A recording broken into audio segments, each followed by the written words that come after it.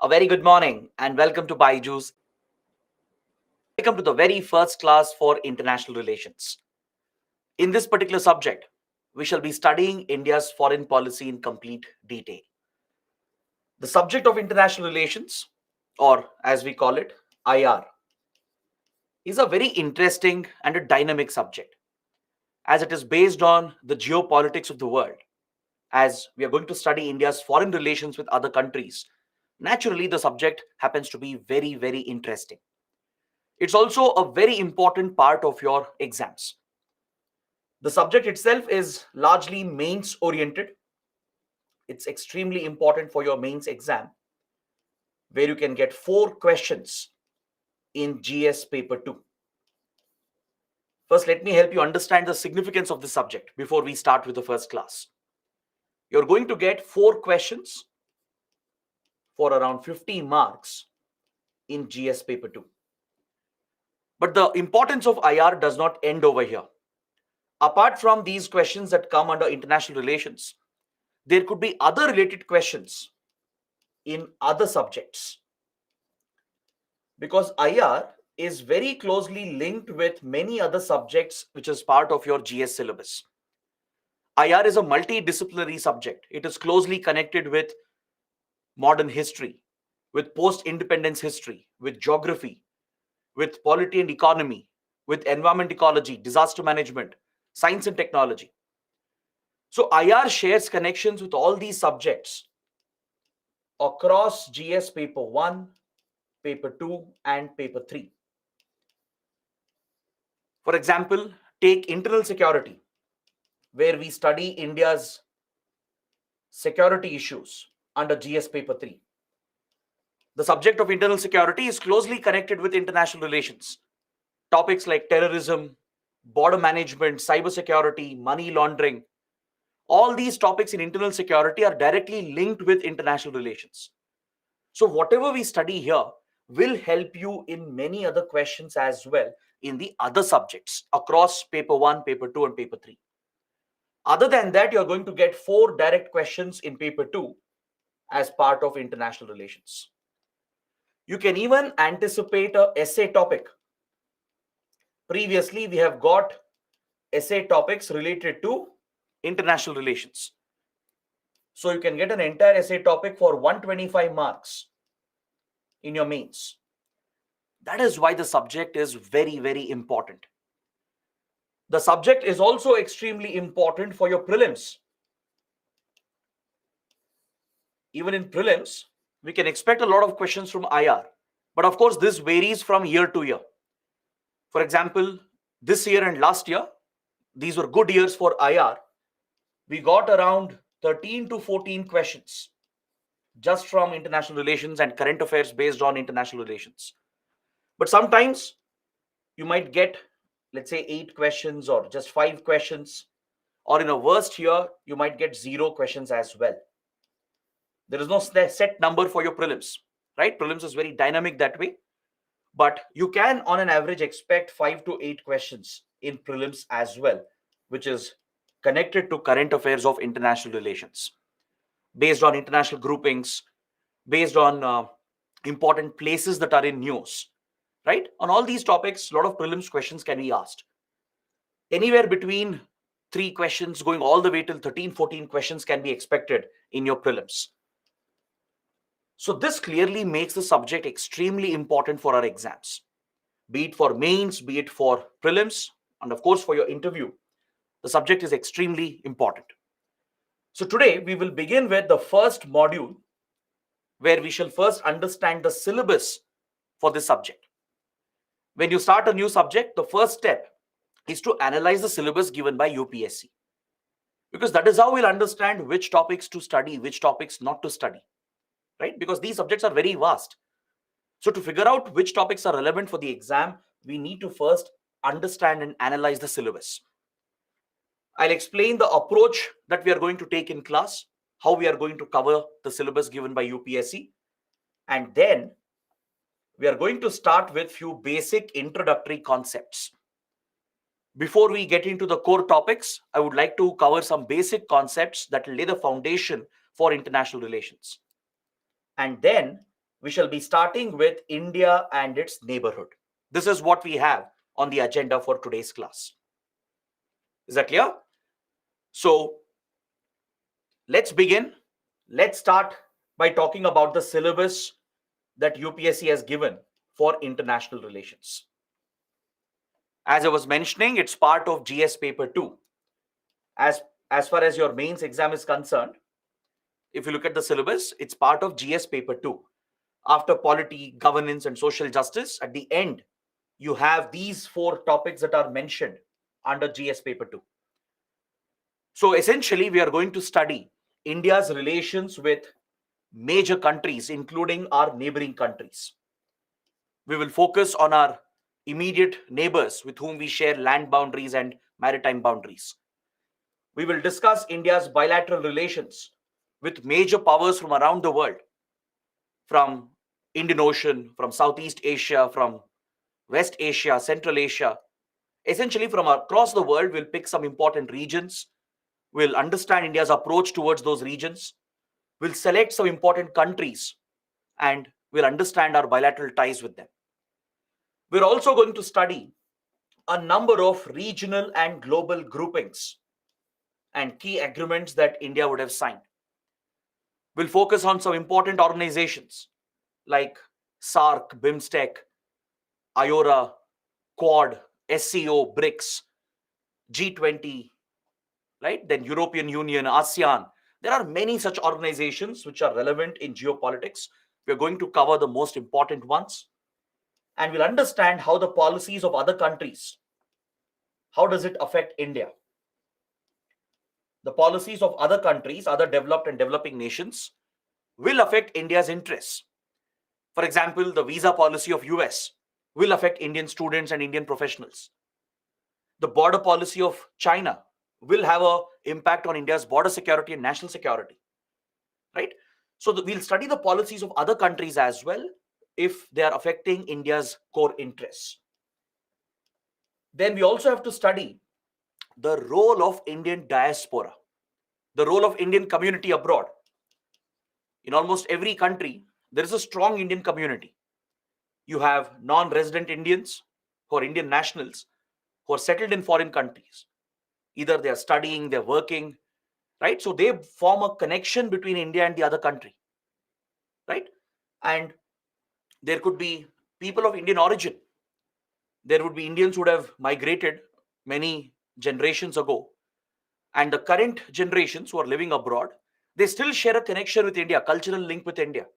Even though they're not Indian citizens, they might have taken up citizenship of another country. Still, they have a cultural bond with the country. So the Indian community abroad plays a very big role. They contribute to our Indian foreign policy, right? And the Indian government also has an obligation to look after the safety and well-being of the Indian community in other countries. So this is also an important topic, along with some important international institutions and agencies. So broadly, this is the syllabus that UPSC has prescribed for us. These are the major topics. Now, what I'll be doing is, I'll adopt a slightly different approach to cover the syllabus. If we go in this order given by UPSC, it might become a little challenging for some students. So to simplify the process of understanding international relations, I'll be adopting a region-based approach. We'll pick up different regions of the world and then focus on India's relations with those regions. And we'll pick out some countries and some groupings from each region. This is essentially a geography-based approach to IR. Because please understand that international relations is heavily influenced by geography. Geography of a place plays a direct role in determining the international relations of that place. So what I'll do is we'll break down the world into different regions. We'll start with our own neighborhood where India is located, that is South Asia. First, we will cover all our neighboring countries, all the major neighbors of India with whom we share direct boundaries. Then we shall take a look at the Indian Ocean region. We'll understand India's policy towards Indian Ocean. We'll pick up some important countries and understand what relations do we have with this region? What priorities do we have? What initiatives has India taken up? What's the role of the Indian community in this region, the Indian diaspora in this region, right? What are the major groupings present in this region? All those topics will get covered under one single region itself. Similarly, we'll look at Southeast Asia, East Asia, and the larger Indo-Pacific. We'll cover West Asia and Central Asia. So once we cover these important regions, and under each region, we'll discuss few important bilateral ties. We'll discuss some important groupings and organizations of that region. We'll also discuss the contribution, the role of the Indian community in that particular region. All of this will be included as part of this discussion itself. This will be a more comprehensive discussion, a region-based discussion. Once we complete this, we'll pick up the major powers, the global powers like US and Russia. And we'll also look at some other important regions such as Europe, Africa, and Latin America. Just a brief look. We need to briefly understand what policies do we have towards Africa, Latin America, and Europe. We'll take a brief look at this. And throughout the course of the discussion, we will be covering many groupings and organizations. Is that clear? I'm going to include all these other topics as part of the region-based discussion itself. So this will be the approach that we are going to take in class. And I want to make this very clear at the beginning. Now, before we start with some basic concepts, obviously, you guys will have a doubt. Like, how should you prepare? What material should you read? Should you make notes? Right? Let me answer all those questions quickly. What sources should you refer? What should be your reading material? See, this is a very dynamic subject. Of course, there is a static part. There is a lot of background that is involved. But there is a very big dynamic part. The subject itself is very, very dynamic. It's heavily influenced by current affairs. Current affairs has a huge impact on this subject. In fact, the subject keeps evolving every single day. What I teach you today might become outdated by tomorrow. Let's say today I've explained about India's relations with, let's say, China, right?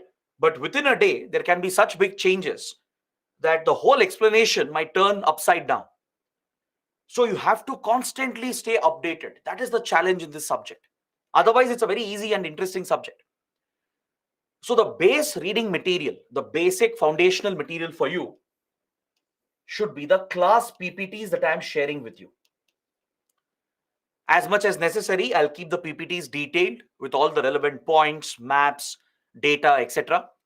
The PPTs which are being shared with you, right? That will be your basic material along with the classroom discussion that we are going to have. Please remember, the discussion will be analytical.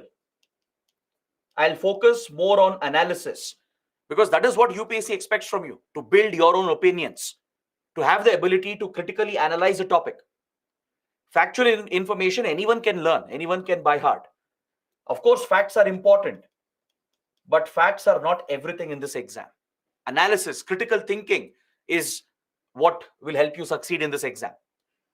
So the discussion in the class will be largely analytical. We'll have a very comprehensive discussion on all the topics so that you are in a position to form your own opinions. Of course, I'll be covering a lot of facts as well. So in the class, I expect all of you to make short notes. This is your responsibility, right? Don't expect spoon feeding. We are not in school anymore, right? Keep a book for IR, and as and when we discuss, when I mention a key point, right? I'll highlight the point as well. I'll repeat if you want. I'll slow down if you want. But it will be your responsibility to make short notes, to make quick notes of some of the key points. So the PPT and the short notes becomes your foundational material. Along with that, we'll be sharing some static notes. For every module, some static notes will be given. There is the additional reading material also which is shared with you. So this becomes your basic reading material. Is that clear? You don't really have to rely on any textbook as such. One book will not help you cover this subject. It is such a vast and dynamic subject. You can't simply rely on just one textbook in the market. Is that clear? So please focus on the class discussion, make your short notes, make use of the PPTs and the other additional notes we are going to share with you. That is more than sufficient. Got it? But if you need some reference reading, if you need some additional background, if you're interested in the subject, then pick up any good book in the market. Any good book which is available, it's up to you, right?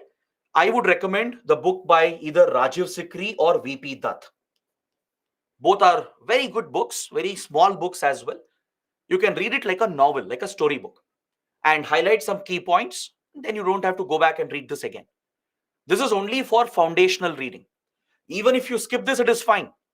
But just if you want some additional content, if let's say you want additional reference reading, these are the books I would refer. Rajiv Sikri's Challenge and Strategy and VP Dutt's Indian Foreign Policy. They are available in the market, right? If you're interested, go for it.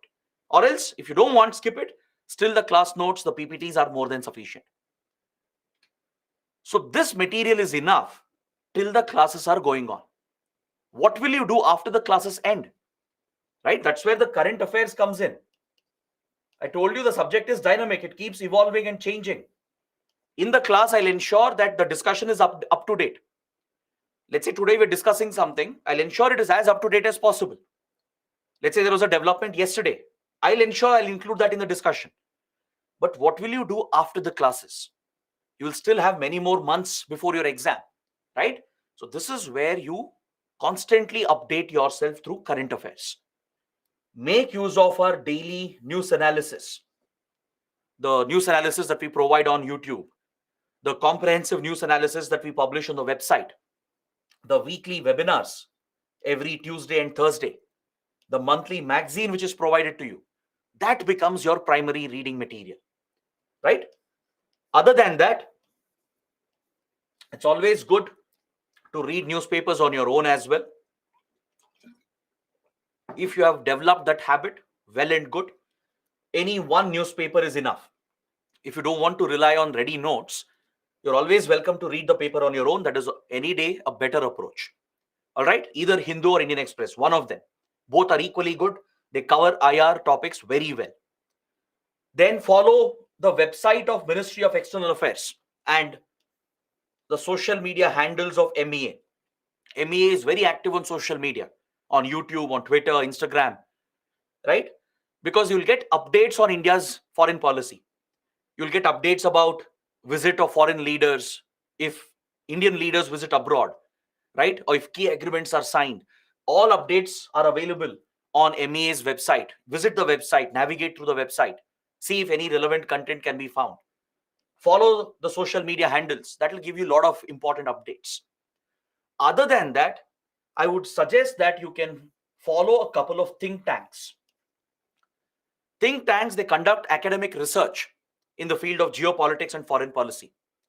There are two think tanks in India which do incredible work in the field of foreign policy and geopolitics.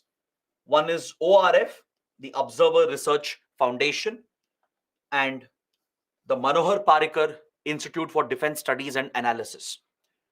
These are two major think tanks based out of India. They bring former diplomats, former military and intelligence officers. They bring strategic experts, journalists, all of them together, right? And they conduct a lot of discussions, debates. They bring out these in-depth research articles, which they publish on their websites and social media handles. So follow these think tanks, maybe on a weekly basis. Try and read 2 articles. You don't have to read everything that they publish. That is impossible to cover, right? You can't give all the time just for IR. Weekly, maybe give 20 to 30 minutes time. Visit the website of ORF and IDSA. Maybe pick up 1 or 2 good articles. That is more than enough. Just 2 articles per week. That will give you a lot of content and it will give you expert insight. You will develop in-depth understanding of a topic and you can start framing your own opinions. That is the advantage of reading such good articles. All right. This is all you have to do for current affairs. Now, let's say someone doesn't have the time to do this. Let's say you're a working professional or you can't understand the Hindu or Indian Express on your own. Even then, it is fine. You don't have to worry about all this because we are already providing you all the ready material through monthly magazine, weekly webinars, and the daily Hindu analysis, the daily news analysis. We are providing you all the ready content to you. Just follow that regularly. Right? So it's up to you how you are going to approach current affairs. This is what I would recommend. So if you're able to do this, this is more than sufficient. Is that clear? Don't go beyond this. Don't accumulate every book in the market, every notes in the market. You'll be wasting your time. It's always better to read the same material again and again. Multiple revisions is what will help you in this exam. Not reading multiple books and not reading from multiple sources. If you read from 10 different books and notes, you're going to mix up everything and forget everything. Correct? So please limit your reading material. Keep it as minimal as possible. That's why I told you, just the PPT, class notes, and our current affairs material should be enough. If you need additional material, I've told you what to do. Is that clear? So I hope this clarifies most of your doubts with regard to the syllabus and how to approach the syllabus. So now we can begin with some basic concepts in international relations. Over the next 1 hour, 10 minutes or 1 hour, 15 minutes, I would like to cover some basic essential concepts. Is that clear? We'll start with the very basic definition of foreign policy. We'll understand what is foreign policy, or rather, why should a country have a foreign policy of its own? Why do governments have a dedicated ministry to look after the foreign relations of the country? Like India has Ministry of External Affairs, the MEA, which is the nodal ministry to conduct India's foreign policy. Right? Similarly, every country has a dedicated ministry. The US has the US State Department, right? China, Pakistan, all European countries, all major countries in the world, right? Any government will have a dedicated ministry looking after the foreign relations of the country. Now, why is this necessary? Why is foreign policy required? Or what is foreign policy? Let's say someone asks you this question. What will be your answer? UPSC might give you this question. It might ask a 10 marks question in mains, asking you to explain why foreign policy is essential for a country's growth and stability. Discuss. Such basic, straightforward questions can come, and you can't answer them efficiently without understanding the concept. So let me explain what is foreign policy, and based on that, I'll be discussing few related concepts. Foreign policy is basically, it's a tool, it's an instrument available to your government through which the government is protecting and promoting the national interests of the country. Is that clear? To protect and promote the national interests of the nation, foreign policy becomes a tool or an instrument in the hands of a sovereign government. The government of the day, which is responsible for the economy, the security of the nation, the stability of the nation, right, has to take care of the national interests. We will understand what are national interests. That's a separate discussion altogether. After this, we will understand what exactly are national interests. For now, just understand that national interests are nothing but the interests of the nation. See, all of us have certain interests, right? At a personal level, at an individual level, we all have certain interests. That I want to do well in my exams. I want to do well in my career. I want to lead a happy, fruitful life, maintain good relations. That's our individual interests. Similarly, a nation, a country also has certain interests, right? The government has certain interests. So to protect those interests and promote those interests, foreign policy is a tool. It's one of the instruments through which national interests of the country can be protected and promoted. Is that clear? That is the basic, simple explanation of what is foreign policy. It's a tool or an instrument available to the government of the day, right, to protect and promote the national interests of the country. Now, the next big question: what do you mean by national interests? This is another important concept. Again, a mains question can come here. Maybe even a prelims conceptual question can be asked. You should understand what are national interests. How do we define it? Right? What constitutes the national interest of a country, especially that of India? So here I would like to show you two important quotes. One from former President Pranab Mukherjee, who has been a top leader, right? He has been India's foreign minister, defense minister as well, right? When he was the president, Pranab Mukherjee had said, India's foreign policy, with its civilizational roots and heritage, is based on the principles of developing peaceful, friendly relations with all countries. We will pursue our international engagement based on enlightened national interest, combining the strength of our values with pragmatism, leading to a doctrine of mutually beneficial relationships. This is what former President Pranab Mukherjee had said while addressing a joint session of the Indian Parliament. From this statement, you can understand that the country has certain interests. Could be economic interests, political interests, security interests, cultural interests, social interests. So protecting and promoting them is the bread and butter of foreign policy of the nation. Foreign policy is primarily concerned about the national interests of the country. If we have to maintain peaceful relations with all the countries, especially with our neighbors, if we want to build mutually beneficial partnerships, if we want to find markets for our exports, if we want to attract investments, if we want to secure our borders, promote our image, then foreign policy is needed to protect these interests. And these interests of the country become the national interests of the country. Is that clear? Some of these interests are based on the values of the nation, the values of the country, the principles on which the country is built. Some of these interests are more pragmatic, they're more realistic. All right, so it's a mix of values, principles, and pragmatic objectives that is rooted in our civilizational heritage. Our civilizational heritage plays a big role in influencing our foreign policy, right?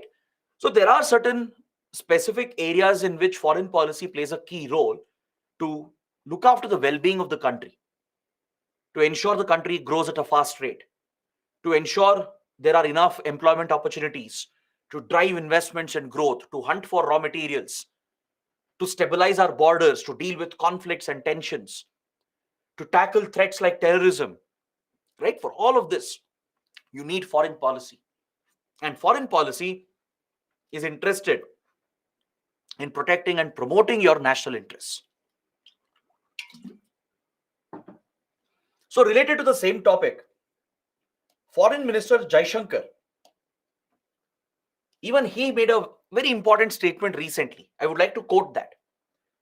He said that Indian foreign policy decisions are made in the national interests of the country, which means foreign policy of the government is directly driven by the national interests of the nation. He said we are guided by our thinking, our views, and our interests. This was a statement he made regarding the ongoing Ukraine conflict and how India is balancing its position over the Ukraine conflict in order to strike a balance between Russia and the Western countries. As you know, the world has been divided over the Ukraine conflict, with Western countries on one side and Russia and its allies on the other side. India has been caught in between with regard to the Ukraine situation because we have good ties with Russia. We have good ties with Western countries, especially the United States.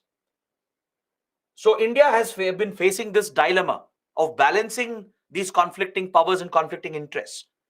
In this regard, Foreign Minister Jaishankar said that our foreign policy is driven by our interests, our national interests. Is that clear? So national interests are nothing but the core interests of a nation. Anything that deals with the well-being of a nation, anything that deals with the growth and stability of the country, the society, right? That can be labeled as national interests. Now, let us see what can be classified as national interests of India. Let's look at some national interests of India. You'll get better clarity following this discussion. For example, one major national interest of any government is to secure the defense and security and strategic goals of the country. Ensure that we protect our borders, defend our borders from hostile threats. There could be hostile neighbors like Pakistan or China who might be threatening our borders, who might be trying to dispute our sovereignty, right? There could be a war-like situation. There could be hostile countries sponsoring terrorism against our country. There could be criminal activities present along the border, like drug trafficking, arms trafficking, which is a security threat for us. There could be a border dispute. Border might be disputed between two countries, which has become a source of conflict. So defending the nation, upholding the sovereignty, the integrity of the nation, dealing with all the security challenges, and achieving our strategic goals is a core national interest. Is that clear? So securing the defense of the nation, achieving our national security objectives, protecting our sovereignty and integrity, and focusing on our strategic goals is a national interest. Like, for example, India wants to play a big role in the Indo-Pacific. We want to stabilize the Indo-Pacific. That is a strategic goal, a long-term strategic goal of India. So that is a national interest of India. So if any adverse development happens in the Indo-Pacific, India will focus on that because it's our national interest. Is that clear? So ensuring the defense of the nation, security of the nation, and pursuing long-term strategic goals is a core national interest. Next, maximizing trade, economic, and commerce between other countries, with other countries. Promoting trade opportunities, like finding new markets for our exports. See, to grow our economy, we need to support our producers, our manufacturers, our exporters, right? Our farmers, our industries, manufacturing industries, our services industry, the MSME industry, they need support from the government. The government has to help in finding new markets where our goods can be exported. This will fetch revenue for us. Foreign exchange can be earned. This will create jobs in our economy. It will drive our economy. We might need certain raw materials which we don't have. We may have to source raw materials that are critical for various industries. Like, for example, lithium, uranium, right? Fossil fuels, crude oil, natural gas. We are deficient in these reserves, in these natural resources. Since our economy has a critical dependency on such resources, especially crude oil and natural gas, we need to hunt for those raw materials from other countries. You can't source them without building good relations, and that is a core national interest. For example, to protect the energy security of the nation, to ensure we have enough supplies of crude oil and natural gas, we need to maintain good ties with oil exporting nations. We need to look out for new partners, negotiate the best price, negotiate and buy oil at cheapest price possible to reduce the import bill, or else it will become a financial burden. It will increase our current account deficit. That is where foreign policy comes in, and this becomes a national interest of the country. So finding markets for exports, finding raw materials and sourcing them, and also attracting investments like FDI, foreign direct investment, into our market. To create infrastructure, we need capital, right? To drive industrial growth, we need investments, foreign investments. We'll need investments into our stock markets as well, into our capital markets. So attracting FDI, FII into our market is a core objective. And we also try to negotiate free trade agreements to improve the movement of goods, services, and people between different countries. We negotiate free trade agreements. This is also part of the economic objective. So this is a national interest of any country, especially that of India. maximizing the trade opportunities, the economic relations, and promoting commerce between different countries. Next, projecting the soft power of the nation to propagate our cultural assets and civilizational heritage.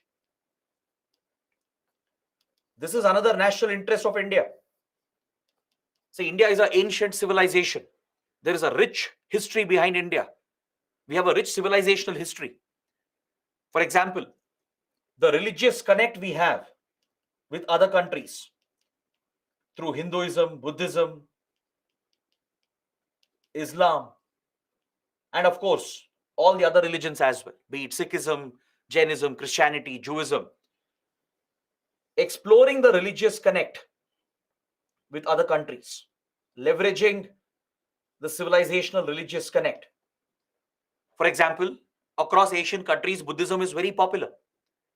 Be it Sri Lanka, be it Myanmar, Nepal, China, Japan, South Korea, across Southeast Asia, Buddhism is a popular religion, and India is the birthplace of Buddhism.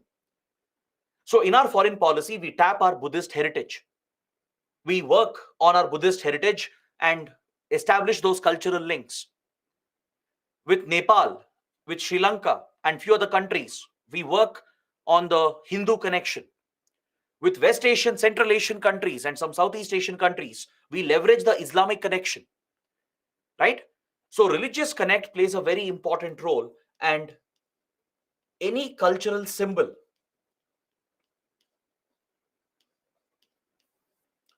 it could be a shared language, it could be shared ethnicity, or it could be art and culture,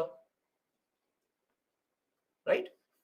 Promoting these cultural symbols and leveraging our civilizational heritage is part of soft power diplomacy. Is that clear?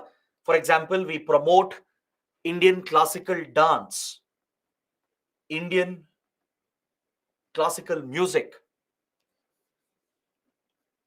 like Bharatnatyam, Hindustani, Carnatic music, right? Kathak and Kathakali. They find a huge global audience. So we leverage those links. We work on our art and culture. We promote our heritage. We even rely on movies, contemporary music or modern music as well, which forms a connect. Like, for example, Bollywood movies have been very popular across countries since 60s and 70s. You go to Japan, you go to any former Soviet republic, go to Russia, go to Central Asia, across West Asia and Europe, especially in the Eurasia belt and Central Asia region. Bollywood has a mass following since 60s and 70s. Even today in Central Asia and parts of Russia and other parts of Eurasia, right? The movies and songs of, let's say, Mithun Chakravorty, Devanand, right, of that era is still widely popular. And it's not just about Bollywood, right? There is a global audience today for Indian cinema in general. And that plays a big role in diplomacy as well. It promotes our cultural influence across countries. It forms that automatic connection, that immediate connection with the people of another country. So we leverage these cultural assets of India and we promote them through our foreign policy. This is called as soft power diplomacy. In diplomacy, there are usually two types. You have hard power projection, all right, and you have soft power projection. In diplomacy, two types of power is projected by a country. When we say hard power projection, it means we are using our military strength and economic strength to punish another country or coerce another country. Basically, when force is used, right, to force another country to change its behavior, that is called hard power projection. You use your armed forces, your intelligence agencies, right, to punish a country which is sponsoring terrorism against us. You conduct covert operations to destabilize another country, to target terror groups. Or you might launch precision strikes, surgical strikes, or you might go to war with another country using maximum force to protect your interests. You're trying to force another country, coerce another country to change its behavior by using your military strength. Or you're threatening a country by using your military strength. Similarly, you can leverage your economic strength. Let's say imposing sanctions. For example, the US has imposed sanctions on Iran, North Korea, Russia, China. Western countries in general have imposed sanctions on Russia. So using the economic strength to punish another country, to harm the economic interests of another country, to force the country to change its behavior, that is called hard power projection. You're not approaching as a friend. You're not relying on your friendly image. You're not trying to build a mutually beneficial and equal partnership. You're dominating over another country. You're forcing another country, coercing another country to change its behavior through your military and economic strength. That is called hard power projection. Is that clear? India's surgical strikes in Pakistan following terror attacks. India's role in getting Pakistan grey listed at Financial Action Task Force at FATF. That's an example of hard power projection, right? The Western sanctions on Russia, Iran, China, etc. These are examples of hard power projection.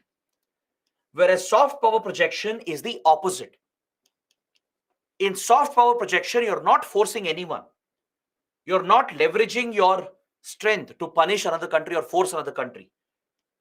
Rather, you're building a mutually beneficial partnership. That is called soft power projection. The focus is to create equal partnership, to build an equal relationship.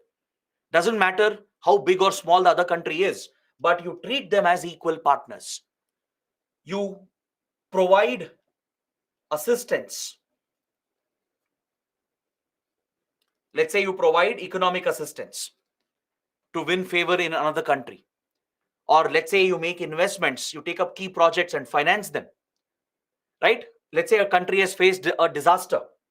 You help them in disaster management through HADR operations, through HADR assistance. HADR stands for Humanitarian Assistance and Disaster Relief.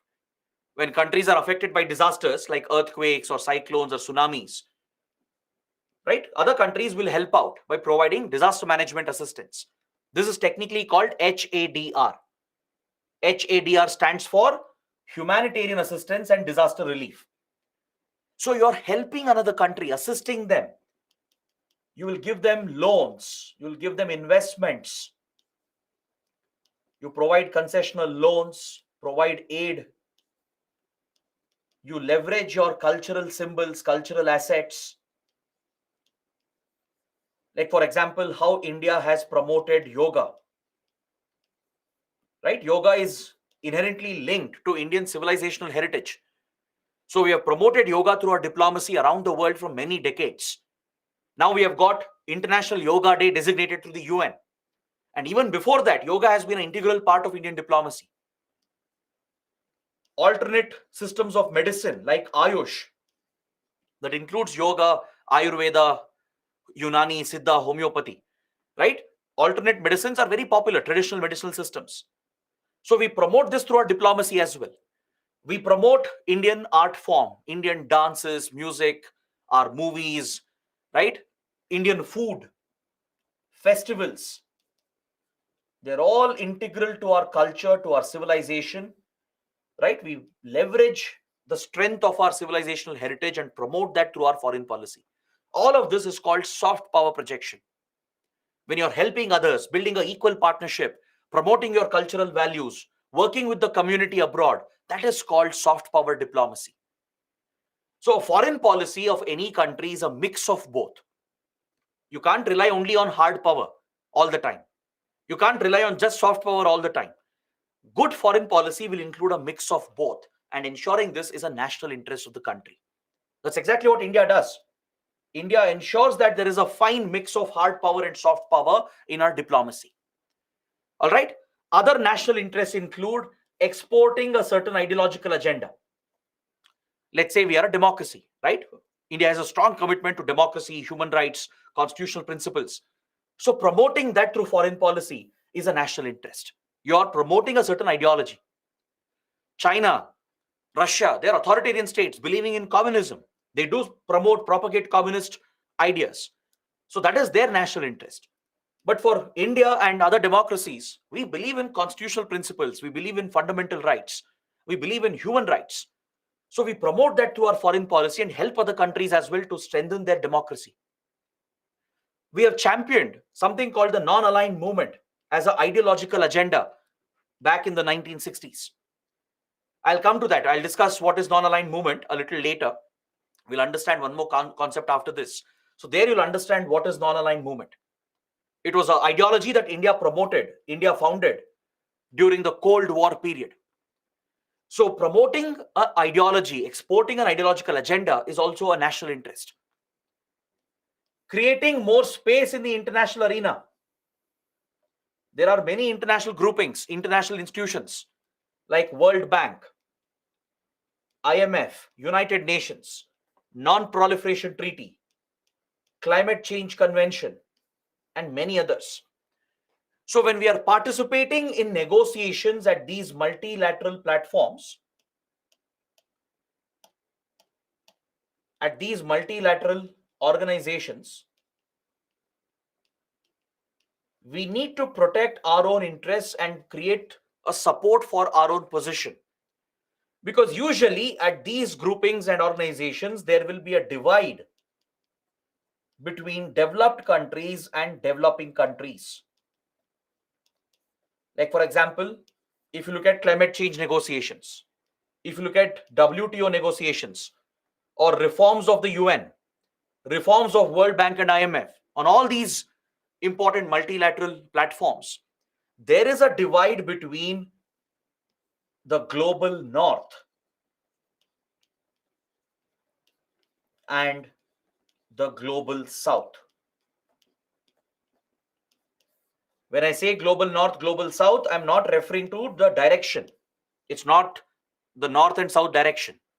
In geopolitics, in international relations, when we say north and south, it refers to developed countries and developing underdeveloped nations. Global north countries are the developed, advanced, industrialized economies like US, Canada, Australia, Japan, all your West European countries, right? They are the developed nations, the industrialized nations. They are called the global north. The global south refers to developing and underdeveloped countries like India, Brazil, Indonesia, right? China, all these are developing nations. There are many underdeveloped countries, small countries in Africa, Asia, in South America. They're all part of the global south. So at these multilateral organizations, there will be a divide between these different countries. Different groups would be formed. So to protect our interests, to protect our position, we need support of other countries. We need to work with them to create that space, to create more options for us in international arena. And this is a national interest. You saw this recently at the G20 summit, right? India was pushing a certain agenda at the G20, and we needed support of other countries to ensure we bring out a joint statement, to bring out a New Delhi declaration. So India worked with different powers. We negotiated with them, brought them to a middle ground, and finally succeeded in bringing out a joint statement. So that is how you create more options, more space for yourself in multilateral platforms. And this is a national interest. And finally, another national interest is to ensure the well-being, ensure the safety and well-being of the Indian diaspora abroad. Because the Indian diaspora plays a very big role. The NRIs, non-resident Indians, people of Indian origin, together they constitute the Indian community abroad, the Indian diaspora abroad. They are acting as the cultural ambassadors of the country. They are promoting India's civilizational, cultural heritage and values. Right? Today, India has a very strong diaspora community around the world. They are naturally creating an influence for India. They are projecting India's soft power influence, they can help in creating a positive image for India with the host government and with the host country. They can positively influence foreign governments and foreign societies in favor of India. Let's say India wants to strike an agreement with a certain country. The Indian community there can influence the government and the people and the society, because Indian community, right, wherever they go, wherever they settle, they adapt and they integrate with that society. They don't break the law, they don't threaten the other country, rather they contribute to the growth of the other country. Right, wherever Indians go, they've contributed positively to the economy and the growth of the other nations as well. In many countries, Indians or Indian diaspora, they happen to be the backbone of their economy. Look at Mauritius, look at Saudi Arabia, UAE, US, right? Around the world, there are many nations where Indian community plays a critical role in their economy and in their growth. Many Indians are in influential positions, right? There are successful businessmen. There are Indian leaders of Indian origin. Today, you have head of states, head of governments who are of Indian origin, right? Like Rishi Sunak, Kamala Harris, and many more. There are several cabinet ministers, top officials and diplomats in foreign governments who are of Indian origin, who are from the Indian community. So they can positively influence foreign countries, foreign governments and their policy towards India to create a positive image. They can promote our influence, promote our cultural influence. And they also send remittances back home to India. The money they send back home is crucial for the Indian economy. Today, India has become the world's largest recipient of inward remittances. Is that clear? Does anyone have an idea? How much remittances do we get in a year? Recently, we have broken a record and we have become the world's biggest recipient of remittances. Do you have an idea what is the amount of remittances we get in a single year? Anyone? Can anyone tell me in the comments? Very good. Purva, Lucky, Janvi, Shovik, Shubhajit, Kishan, Pooja, Aniket, Abhishek, Naveen and others, Saurabh, they've all got it right. It's more than $100 billion. We have crossed the $100 billion mark. We overtook China as well. In the last 2 years, India has been receiving the largest remittances in the world, which is more than $100 billion. This is a huge sum of money, right? It is critical to build our forex reserves. It is crucial to bridge our current account deficit because we always have a trade deficit. We import more than we export, right? One way of bridging the deficit is through remittances. So foreign remittances are crucial for our economy. So Indian community is playing such a big role. They are projecting Indian foreign policy influence, acting as cultural ambassadors of India, contributing to the nation's economy and growth and creating a positive image for India. So it's only the duty of the Indian government to ensure their safety and well-being because they might get caught in conflicts. Look at Ukraine. When the Russian invasion happened into Ukraine, thousands of Indian students were trapped. Recently in Sudan, when Sudan descended into a civil war in Africa, thousands of Indians were trapped and they all had to be evacuated and rescued. So Indians might face challenges abroad. Correct? Indian diaspora might face a lot of problems. They might face security threats. They might get caught in wars, conflicts, and civil wars. They might be caught in a zone where there are terror attacks. There might be natural disasters. They might face issues related to visa, passport, or they might get arrested. They might face legal issues. They might face issues with regard to their employment. Indian workers abroad, they might face visa-related issues or pension, insurance-related issues. They might be facing exploitation by their employers in foreign countries. Indian students might be facing difficulties with their universities and the legal system there. So helping the Indian community abroad becomes the duty of the Indian government. That is a core national interest. Is that clear? So broadly, this is what we can define as national interests of India. Ensuring the security of the nation, the defense of the nation, pursuing strategic goals, maximizing trade and economic opportunities, projecting soft power influence with a mix of hard power, exporting a certain ideology, especially democracy, human rights, etc., creating more space at multilateral platforms, creating support for India's position, and protecting the safety well-being of the Indian diaspora and leveraging the Indian diaspora for furthering our foreign policy. These are some basic national interests of India. Now the question is, who defines these interests? National interests are defined by the government of the day.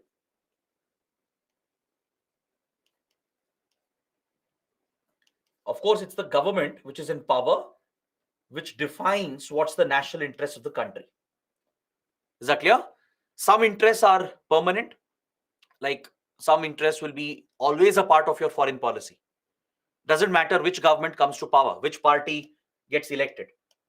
Now, let's say in India, whether it's the Congress or BJP or a coalition government, irrespective of who's in power, irrespective of the party and its ideology, some interests of India, they remain constant. Like India's commitment to democracy, our belief in soft power diplomacy, our belief in helping others, in assisting others, in building mutually beneficial partnerships. These are constants in Indian foreign policy, does not change.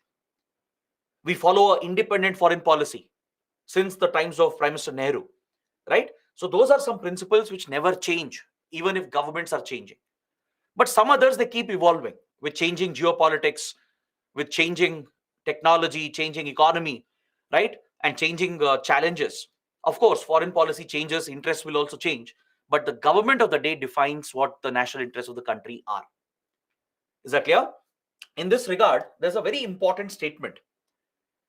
It's often said that in international relations, there are no permanent friends, no permanent enemies. You only have permanent interests. It's a very, very popular quote. It's often attributed to Henry Kissinger, but it's actually a wrong attribution.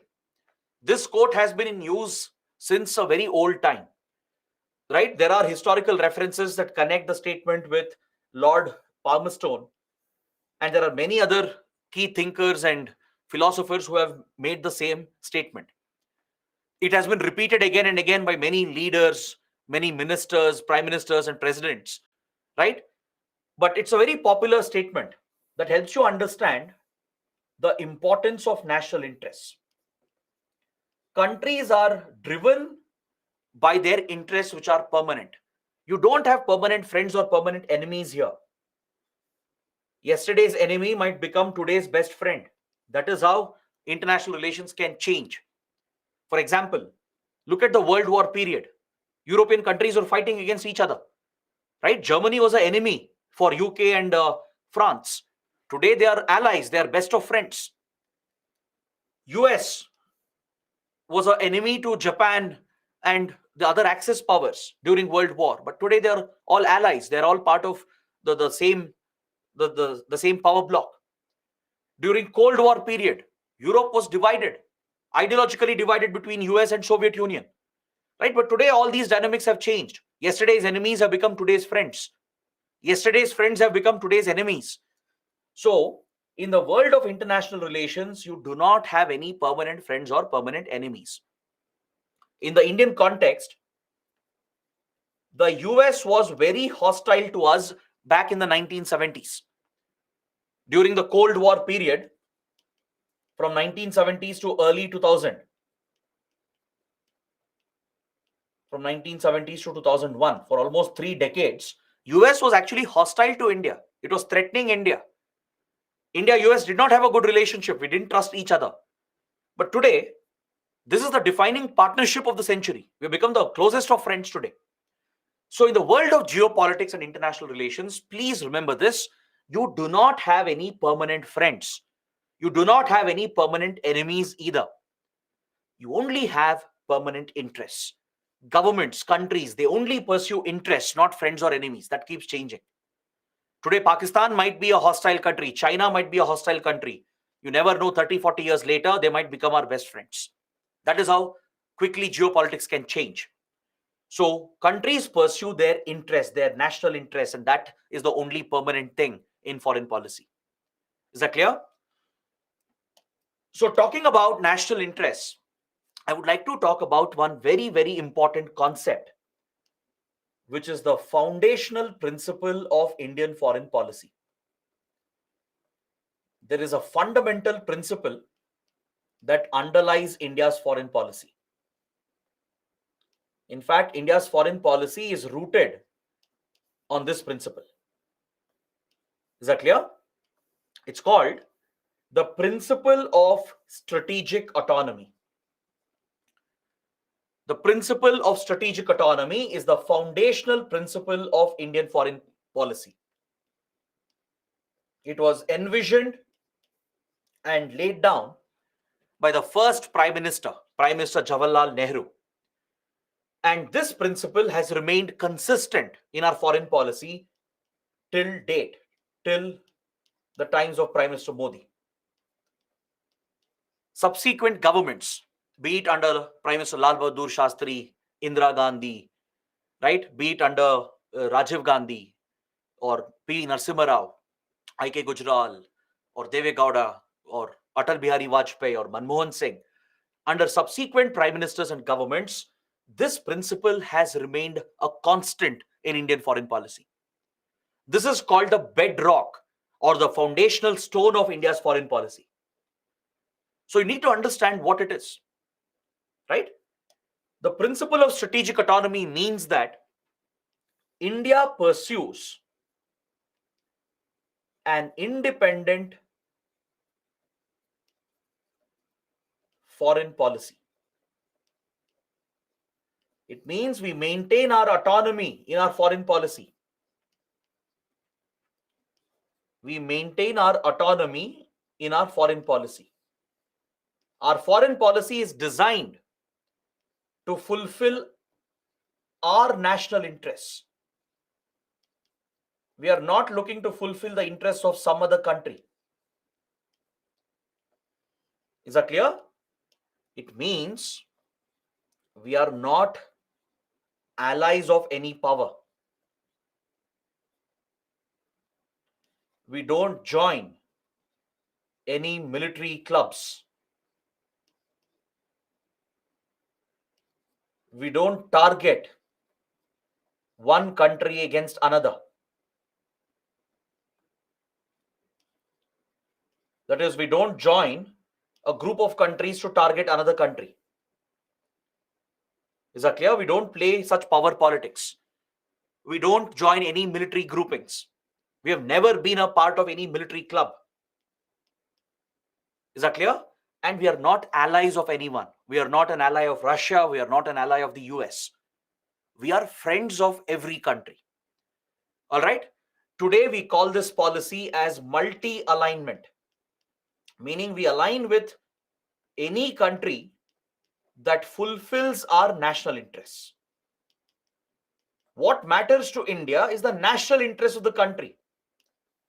We are not bothered about American interests. We are not bothered about Russian interests or Chinese interests. That is their own interests. We are bothered about our own interests.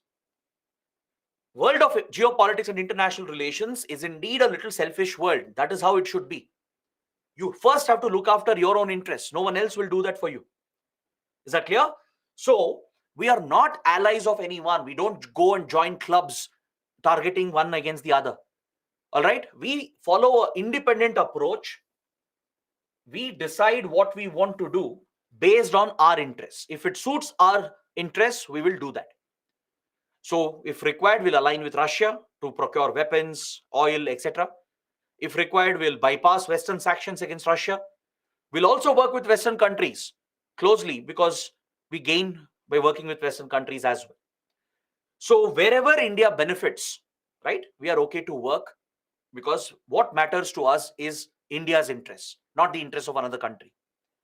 So this independence in our foreign policy, this autonomy that we maintain, right, this is based on the principle of strategic autonomy that was laid down by Prime Minister Nehru. This has been consistently followed in our foreign policy by subsequent governments and prime ministers, irrespective of which party they came from. Is that clear? So be it our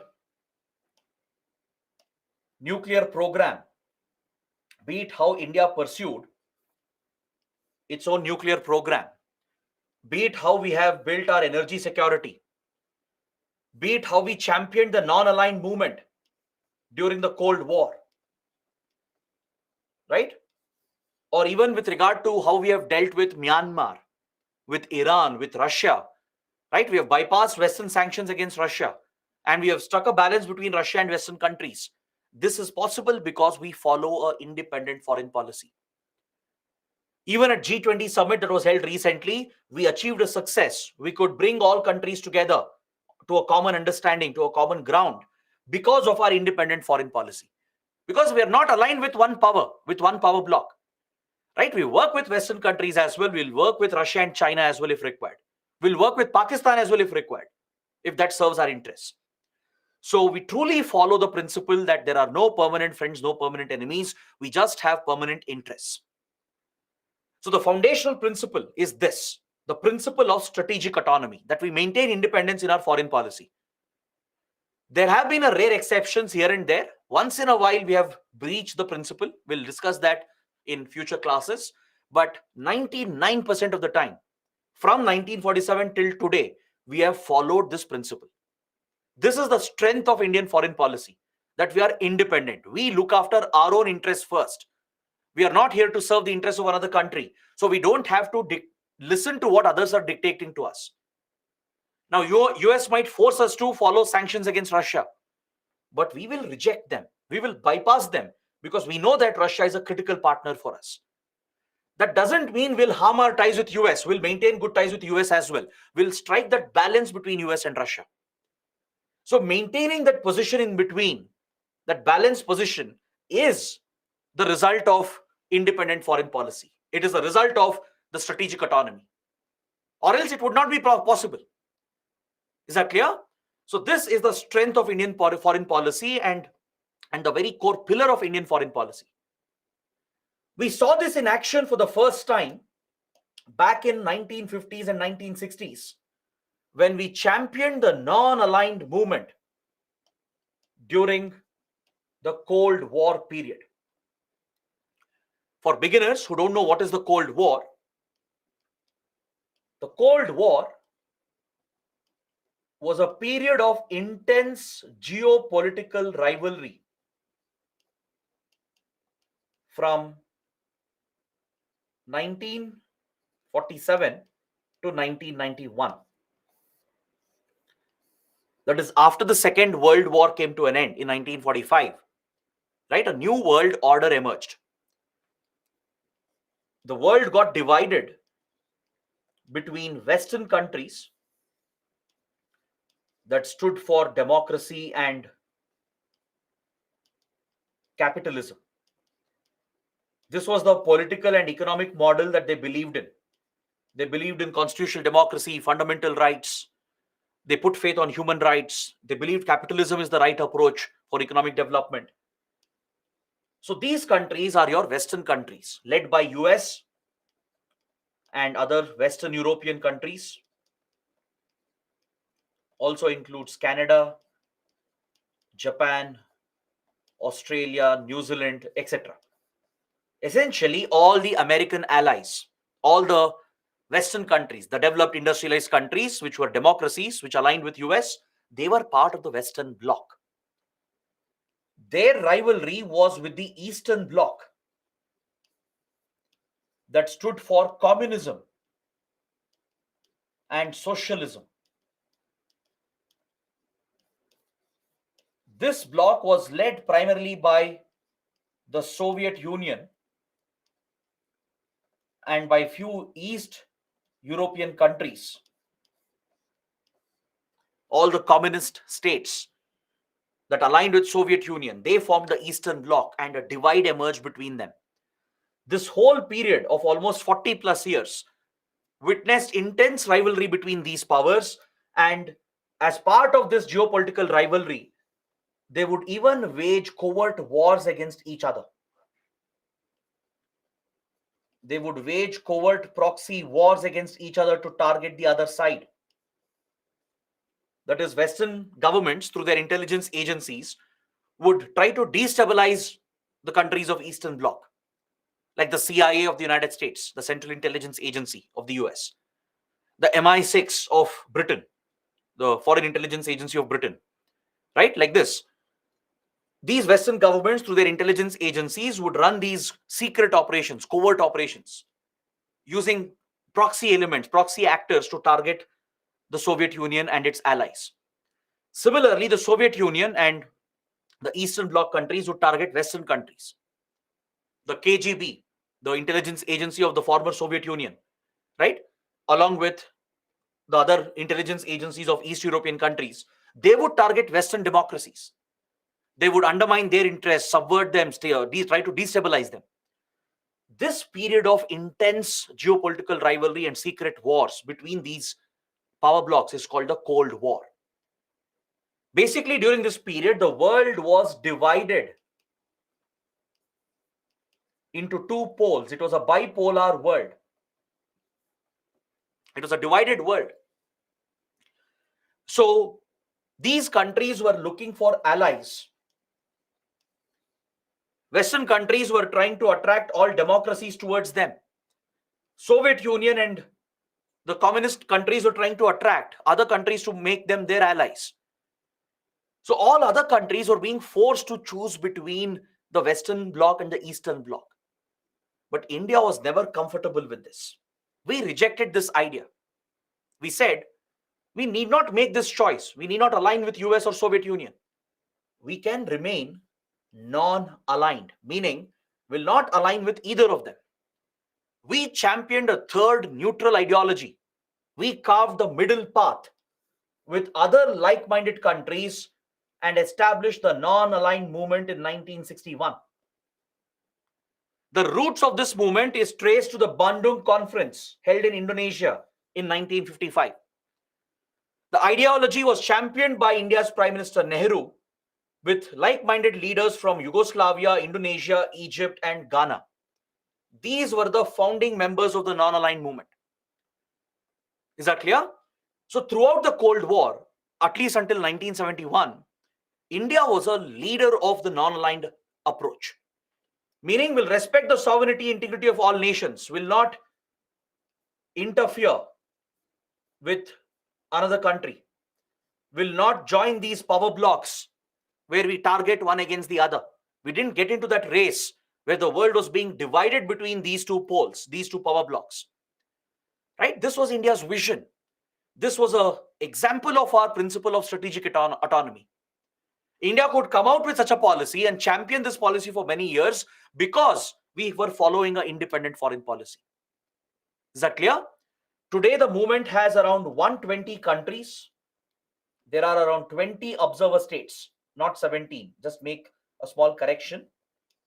There are 20 observer states and 120 member countries today in the non-aligned movement. But of course, non-alignment became irrelevant. Today it is irrelevant. We moved away from non-alignment from 1971 itself. Gradually, our focus on non-alignment has declined and it has become irrelevant after 1991. Because that is when the Cold War ended. The Cold War ended in 1991 with the collapse and disintegration of the Soviet Union. Essentially, communism failed, right? The Western democracies, they won the Cold War and communism saw a defeat.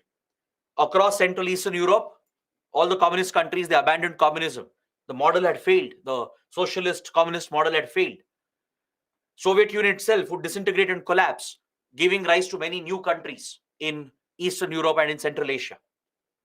Russia would become the successor state, but many other regions of Soviet Union broke apart to form new countries like Ukraine, your Central Asian countries, Azerbaijan, and the others.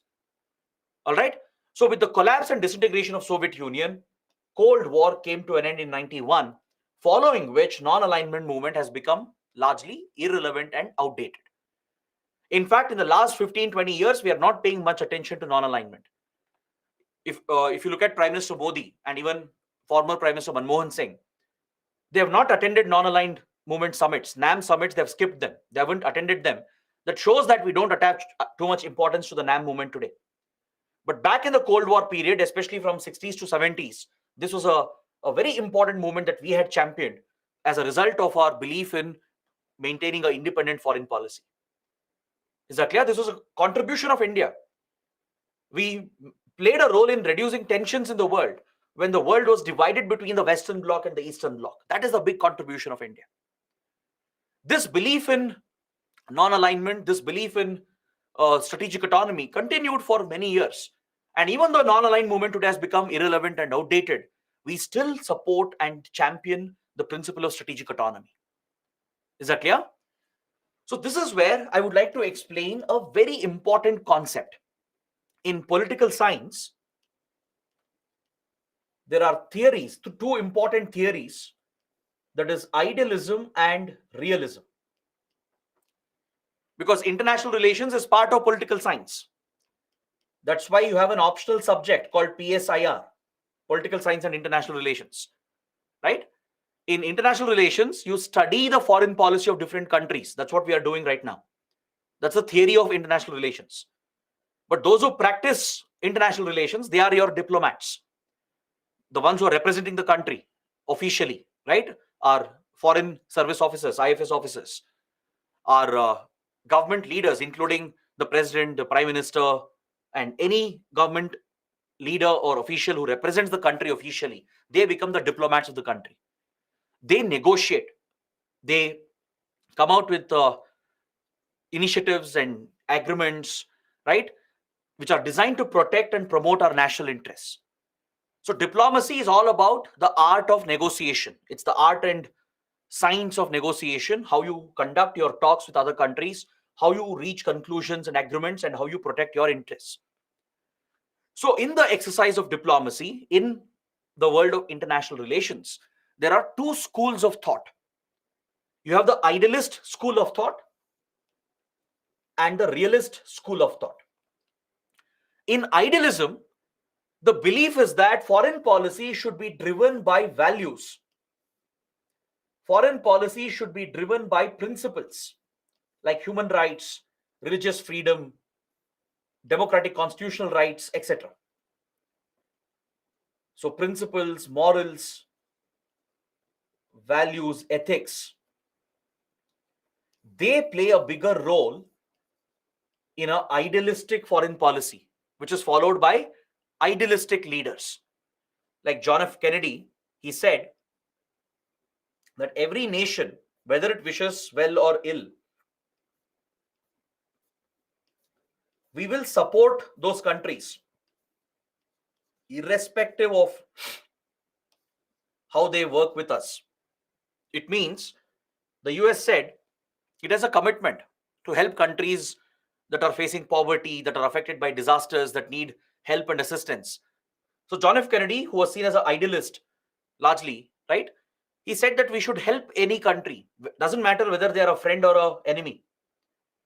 So this was a foreign policy largely based on idealism, where you strongly believe in values, ethics, morals, and principles. You believe that values like human rights, democratic constitutional principles, freedom of religion, right? All these principles that are part of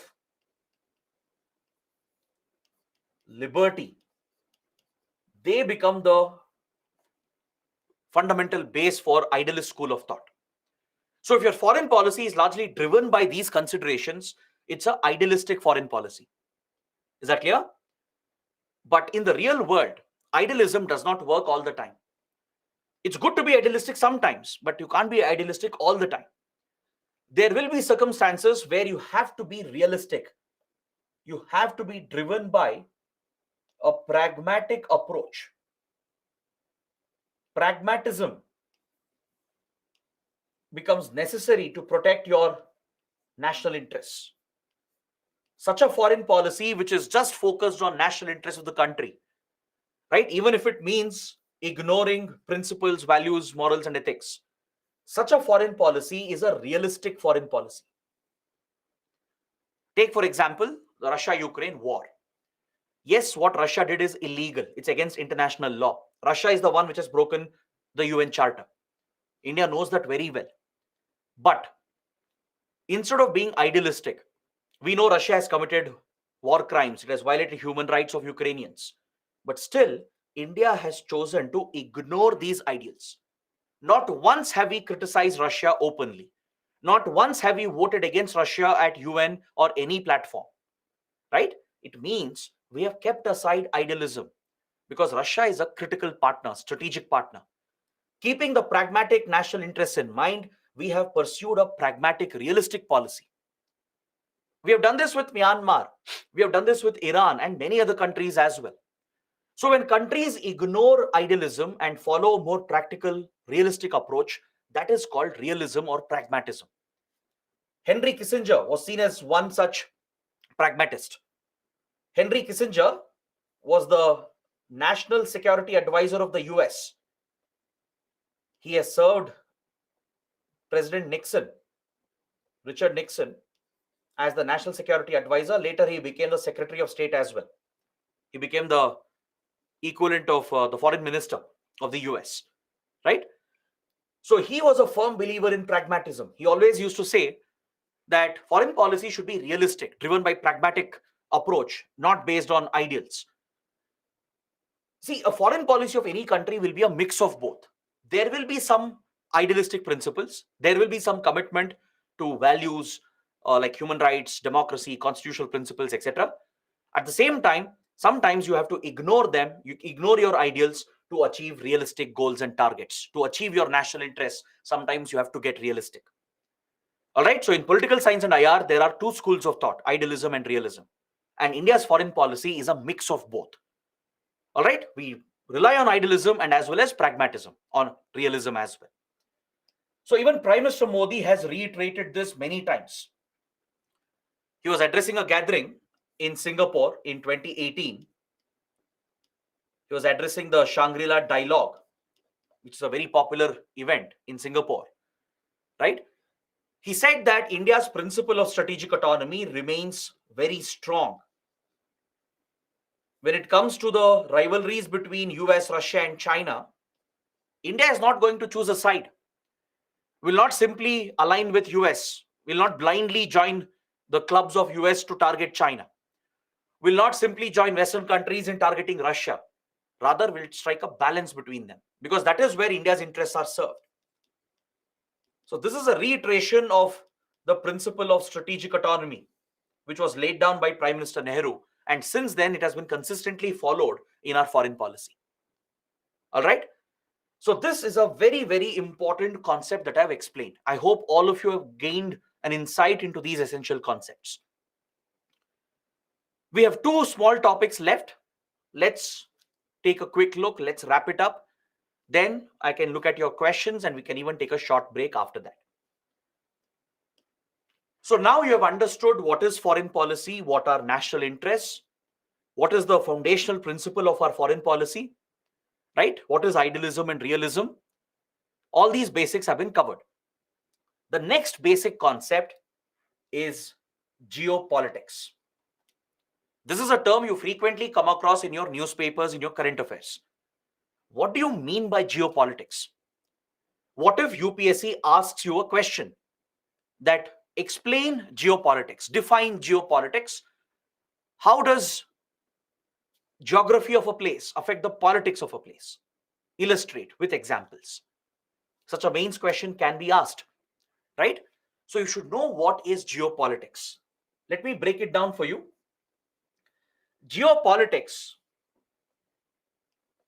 can be broken down into geography and politics.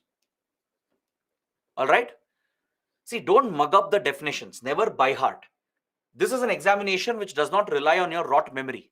All right. Understand the concept and write this in your own words. That's why even I'm trying to avoid using standard definitions. I'm not dictating you standard definitions. Rather, I'm explaining what it is. So you understand the concept, then you start writing it on your own, in your own words. So geopolitics, again, don't mug up the definition, right? Anybody can do that.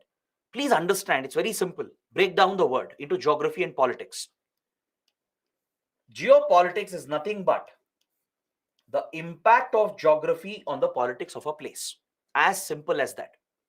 You take any place, any country, the geography of that place, the geography of a country, its physical geography, and as well as human geography. The physical and human geography of a place directly influences the domestic and international politics of that place, and as well as the international relations of that place.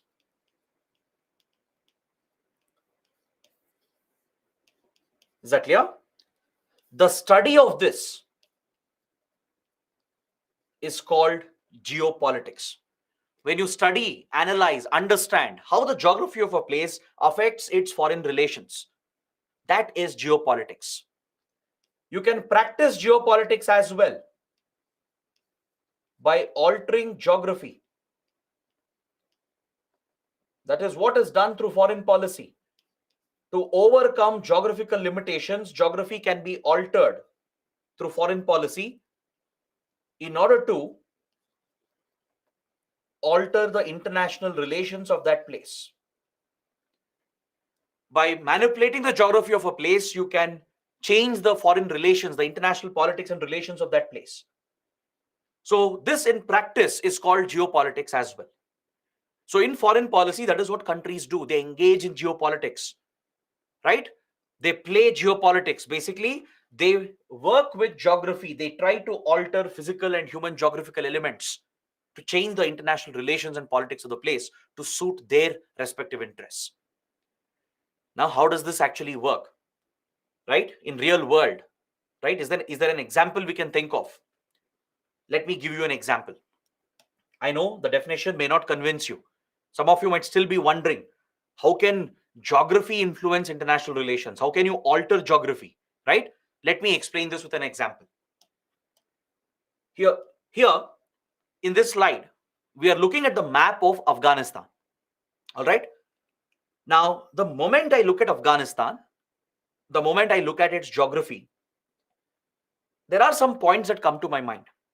Now, let's say with regard to its physical geography, with regard to the physical geography of Afghanistan, first point I think I can think of is that it's a landlocked country. Correct? Meaning it's surrounded by land on all sides. It's bound by Iran, Pakistan, Turkmenistan, Uzbekistan, and Tajikistan. Correct? It has no direct opening to the sea. In today's world, being landlocked is a big economic limitation. Landlocked countries have a natural disadvantage because to export and import, to trade with the rest of the world, they have to depend on their neighboring countries. To access the sea, right? Today's economy, globalized economy, is largely a sea-based economy. Most of your exports and imports are happening through the sea route, through the maritime routes. So those countries which are landlocked, they are at an inherent disadvantage. It's a physical, geographical disadvantage. Because they can't trade with the rest of the world, they can't strengthen their economy, create jobs and stabilize their growth without relying on their neighboring countries. They need the support of their neighbors for transit access. To move the goods towards the sea, they have to depend on other countries. That becomes a limitation on them. It affects their economic growth and it makes them geopolitically vulnerable because the neighbors can misuse this advantage. Is that clear? Take Nepal. Nepal is another landlocked country. It's a landlocked nation. So it's a physical geographical limitation and it's heavily dependent on India for accessing the sea. We're going to study this in the next chapter. Nepal has a lot of dependency on India because without India, Nepal cannot access the Indian Ocean. Right? So physical geography plays a big role. Same with India. India is a thriving economy since ancient times and even today because we have direct open access to Indian Ocean, right? The Indian subcontinent, it's surrounded by water on three sides: the Bay of Bengal, Arabian Sea, and Indian Ocean. We have a very long coastline with island territories like Andaman, Nicobar, and Lakshadweep. So physical geography of India plays a direct role in influencing our economy and our international relations, right? So similarly, any physical geographical element like mountains, mountain ranges, access to sea, rivers, straits, gulf, right? All such geographical features, they play an important role in influencing the politics of a place and the international relations of a place. Is that clear? Physical geography is connected to the international relations of that given region. So please understand this. It's very, very important. Now, when there is a limitation, right? When there is a physical geographical limitation, we can overcome that. We can overcome the limitation through foreign policy. We can alter physical geography to overcome the limitation, and thus we can engage in geopolitics to serve our interests. For example, India had very good relations with the Afghan government from 2001 to 2021. During these 20 years, we had a friendly government in Afghanistan, which was a good friend of India. We had invested heavily in Afghanistan, and Afghanistan is blessed with resources like iron ore, for example, and many other precious resources. Afghanistan was ready to provide these resources to India. We had fantastic relations with all Central Asian countries. With all the Central Asian countries you see here, Kazakhstan, Uzbekistan, Turkmenistan, Tajikistan, and Kyrgyzstan. We have very good ties with all of them. They were all ready to share resources with India. They are also blessed with resources. But unfortunately, there was a geographical problem. The problem was that India has no connectivity with Afghanistan and Central Asia. We don't have direct land connectivity. In the map, you might say that, sir, I see here there is a border. There is a border here between India and Afghanistan. You are correct. We do have a border, but it's only on paper. It's only a theoretical border. This is called the Wakhan Corridor. It's a narrow stretch of Afghanistan, right? In the Hindu Kush range, in the Hindu Kush mountain range, which connects with the Gilgit-Baltistan region of India. This is Gilgit-Baltistan. So, as part of the former state of Jammu and Kashmir, as it existed in 1947, the whole state belongs to India. But on the ground, what has happened? Our neighbor Pakistan has captured this territory illegally from India. This territory of Jammu and Kashmir, that includes parts of Gilgit-Baltistan, is under the illegal occupation of Pakistan, and we call it POK, Pakistan Occupied Kashmir. Right? From Kashmir to Gilgit-Baltistan, this whole area has been captured by Pakistan illegally in 1947. Since then, we don't have access to Wakhan Corridor. Otherwise, let's say Pakistan had not done this, let's say the whole state of J&K belonged to India, then we would have shared a small boundary, a land boundary of around 96 kilometers over here. So through Gilgit-Baltistan, we could have directly connected with Wakhan Corridor, and thus with Afghanistan, and of course with Central Asia as well, with Tajikistan, Uzbekistan, and Turkmenistan. But this route is not available to us thanks to Pakistan, which has captured this territory, the POK region, the Gilgit-Baltistan region, and hence on the ground we don't share this boundary with Afghanistan.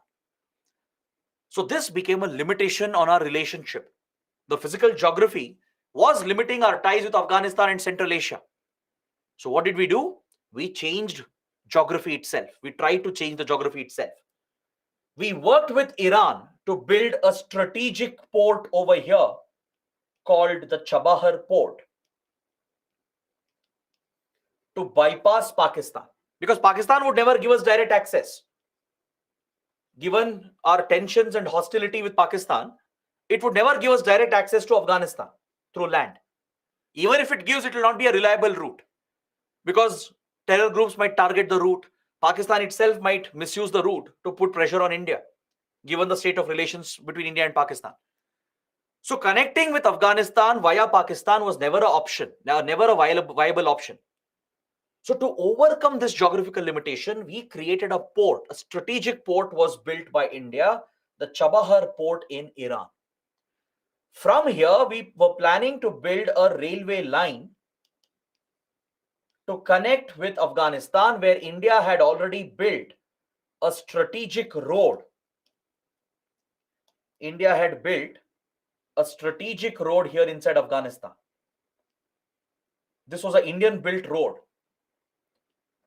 Our ambitious plan was to connect this road in Afghanistan with the Chabahar railway line to link with the Chabahar port from where goods can be brought to India. Our ambition was to extend this route to Central Asia as well. Right? This was one of the plans of India to overcome the limitation. That is one way of overcoming the geographical hurdles, and that is called engaging in geopolitics. Similarly, human geography plays a role. Human geography, which is nothing but the demography of a place, plays a role in international relations. For example, which religions are present, which ethnicities are present, which racial groups are present, which languages are spoken, the age group, the gender profile, literacy rates. All these demographic factors, human geographical elements, also influence the international relations of a place. A country with a high literacy rate will continue to grow, and as the economy grows, its foreign policy will also be stronger, right? The majority groups, the majority religions, majority ethnic groups, racial groups, linguistic groups, and the minorities, the divisions between them also plays a role. In any country, right, there will be social divisions between majority and minority groups. So if there is large-scale communal division, or if there is polarization on ethnic lines, like it happened in Sri Lanka, look at the Sri Lankan Civil War, right? It's a direct result of human geography. The Sri Lankan Civil War was a result of the oppression of the Tamil minorities by the Sinhala Buddhist majority. See what's happening in Myanmar, right? The radical Buddhists, they have oppressed the Rohingya Muslims who are in minority. So there are many examples to show that human geography plays a role in influencing the politics of a region and thus the international relations of a region.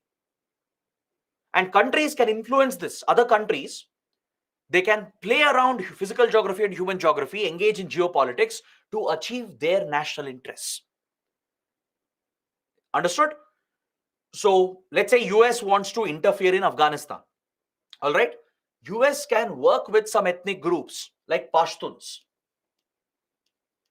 Pashtuns are a major ethnic group. If US wants to achieve certain interests in Afghanistan, it would try reaching out to Pashtun community, sponsor them, support them to achieve a certain national interest. So that is how countries engage in geopolitics. Geography plays a big role in international relations. You can work around it. You can leverage this in your foreign policy. Is that clear? So geopolitics is nothing but the study of the impact of geography, that is human physical geography, on the international relations of the place. You can engage in geopolitics through your foreign policy by working around the physical and human geography of a place. That is called geopolitics. Now coming to the last point of this chapter, India's primary area of strategic interest. In our foreign policy, we have identified a given area and we call this our primary area of interest. Because see, India as a country has very limited resources. We have a limited budget, right? We have limited armed forces. We can't have a global area of interest like US. A major power like US or even China, they can have ambition of having a global area of interest.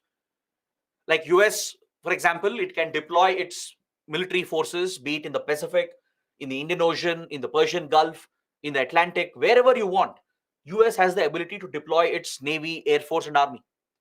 It has the ability to exercise diplomatic influence around the world, be it in the Arctic, be it in West Asia, be it in the Pacific. US can be present diplomatically and militarily, right? So major global powers like US, they have a global area of interest because they have the resources, they have the technology, the money, the budget, they have the manpower, right? So they project power everywhere in the world. But India can't afford to do that. We are still a developing nation with limited resources. So to optimize our resources and to use it efficiently, in order to protect our core national interests, we have defined a primary area of strategic interest. This area lies between the Strait of Hormuz, located over here, and the Strait of Malacca, located over here. Roughly, these two water bodies, these two straits, mark the boundaries of our area of strategic interest. So roughly the area around it, this region, all right, roughly this region is our primary area of interest. Now, why have we chosen these points? What is so important about the Hormuz Strait and Malacca Strait? That's something you should understand. These straits, I hope you know what is a strait. You would have studied this in geography. A strait is a narrow water body that's connecting two larger water bodies. Like, look at the image here, the zoomed image. Hormuz Strait connects the strategic Persian Gulf with Gulf of Oman and Arabian Sea. Now, this is a critical shipping lane. It's one of the most important sea lanes of communication. It's one of the most important shipping routes, especially with regard to oil shipments. Because all your oil exporting countries, all the major oil exporting nations are present around the Persian Gulf, be it Iraq, Kuwait, Bahrain, Qatar, Saudi Arabia, UAE, and Oman, right? They're all centered around the Persian Gulf. All the oil shipments here passes through the Hormuz Strait and reaches Arabian Sea and the Indian Ocean, right? Iran is also a major supplier. So given this importance for global oil markets and the energy security of India, Hormuz Strait and its stability is critical for us because there are a lot of tensions present here. This is a choke point. It's a maritime choke point. It's a strategic choke point. There are so many tensions here that it might result in a blockade of the strait. There are tensions between US and Iran, Israel and Iran. Until recently, there were very serious tensions between Saudi Arabia and Iran. There are many civil wars going on, conflicts going on. There are many terror groups present in this region. One conflict, one attack might result in the disruption of shipment through Hormuz Strait. Or some powerful navy, like American Navy or Saudi armed forces or Iranian forces, they might block the Hormuz Strait to put pressure on the other country. Any such blockade will destabilize India. It will disrupt oil shipments. Oil prices will shoot up. Our import prices will increase. It will destabilize our economy and bring our economy to a standstill. So we have a great deal of dependency on Hormuz Strait. Similarly, to the east of India, the Malacca Strait is critical for India. It connects the Indian Ocean with the Pacific. It's another important shipping route that connects Andaman Sea and Bay of Bengal with South China Sea and forms a connection between Indian Ocean and the Pacific Ocean. It's the most preferred shipping route that's present between Singapore and Indonesia. It's another strategic choke point. A lot of trade passes through Malacca Strait. Of course, you have other straits like Sunda Strait, Lombok Strait over here, but they are not preferred for shipping. It's not the ideal route. There are challenges for navigation through Sunda Strait and Lombok Strait. The most preferred shipping route here is the Malacca Strait. All right? Just like Hormuz Strait between Iran and UAE is critical for oil shipments from Persian Gulf to Arabian Sea, Similarly, Malacca Strait is critical for global trade. Large part of global trade passes through Malacca Strait. Lot of India's exports imports passes through Malacca Strait. And this is another choke point. Tensions between India, China, US and China might result in a blockade of Malacca Strait. This sea lane of communication might be blocked out, causing disruption that threatens India's economic stability and security. That is why these two choke points have been chosen as the reference points to define our primary area of interest. So the whole region around it, from Suez Canal in Egypt, there's another strait here, the Bab al-Mandeb Strait. Bab al-Mandeb Strait that connects the Red Sea with Arabian Sea. See, this here is Red Sea. This is your Red Sea. All right. Suez Canal connects Red Sea with Mediterranean Sea over here. All these are major shipping lanes. So Suez Canal in Egypt connects Mediterranean with the Red Sea. Red Sea is connected with the Arabian Sea over here through Bab al-Mandeb Strait. This is the Bab al-Mandeb Strait. Then the whole region here from South Africa to East Africa,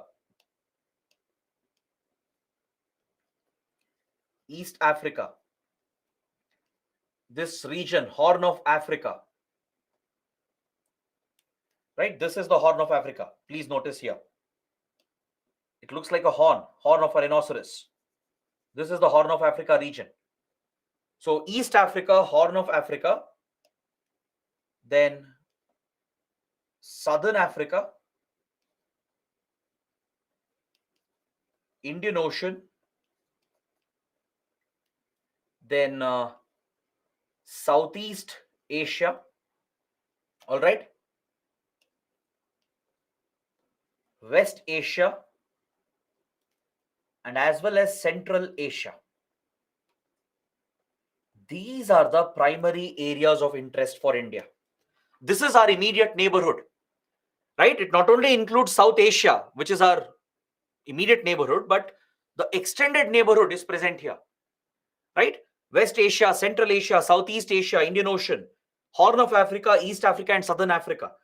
They are the key elements for Indian economy and its stability. We have historical ties with these regions, civilizational links with them.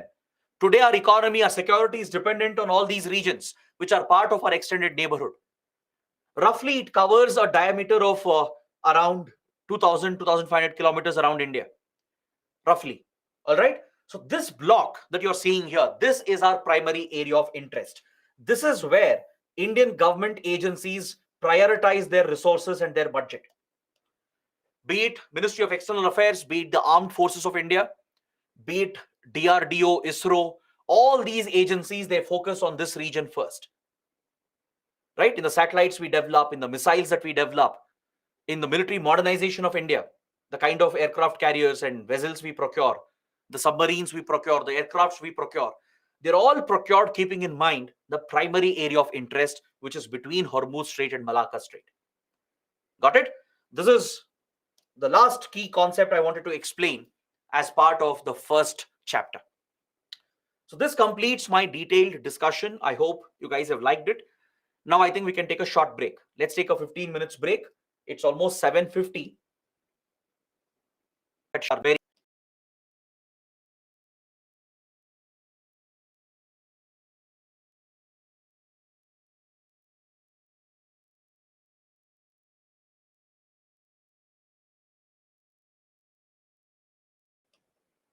Chapter, the basic introductory chapter.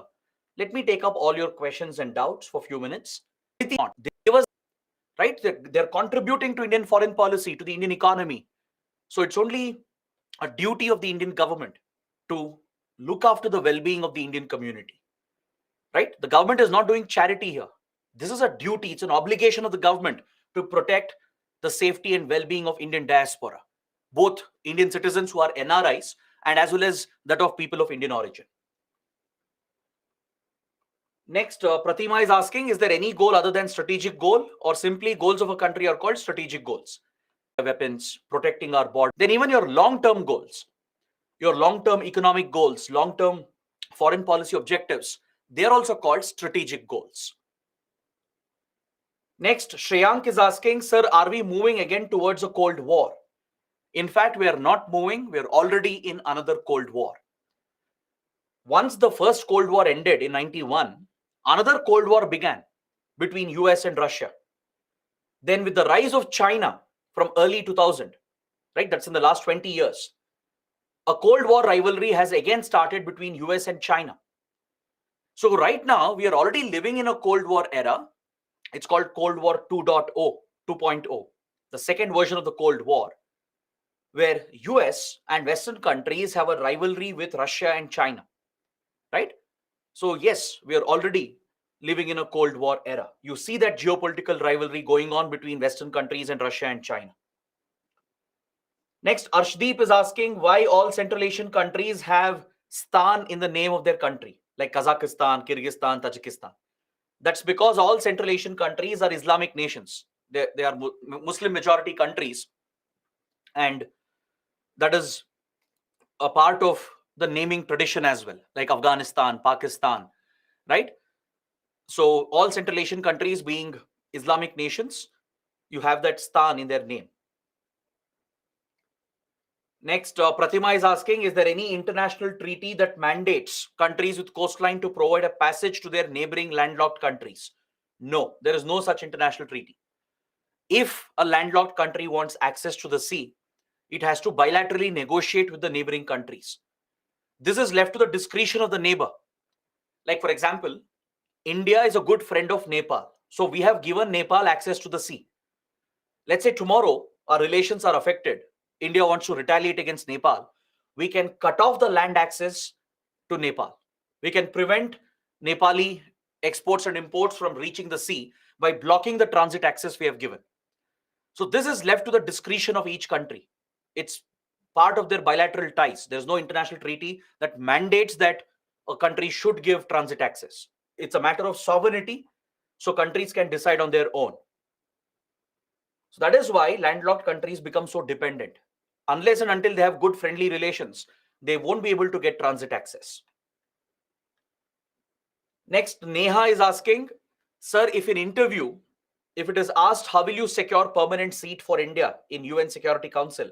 How can we justify the statement as an IFS officer? See, you are jumping ahead. Don't worry, I will address this topic. We will come to UN reforms.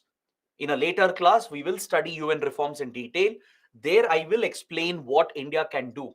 Let's say such a question comes up regarding how India should push for a permanent seat. What will you do as a future diplomat, right? I'll help you answer this question, but in a later class. Let's not jump ahead.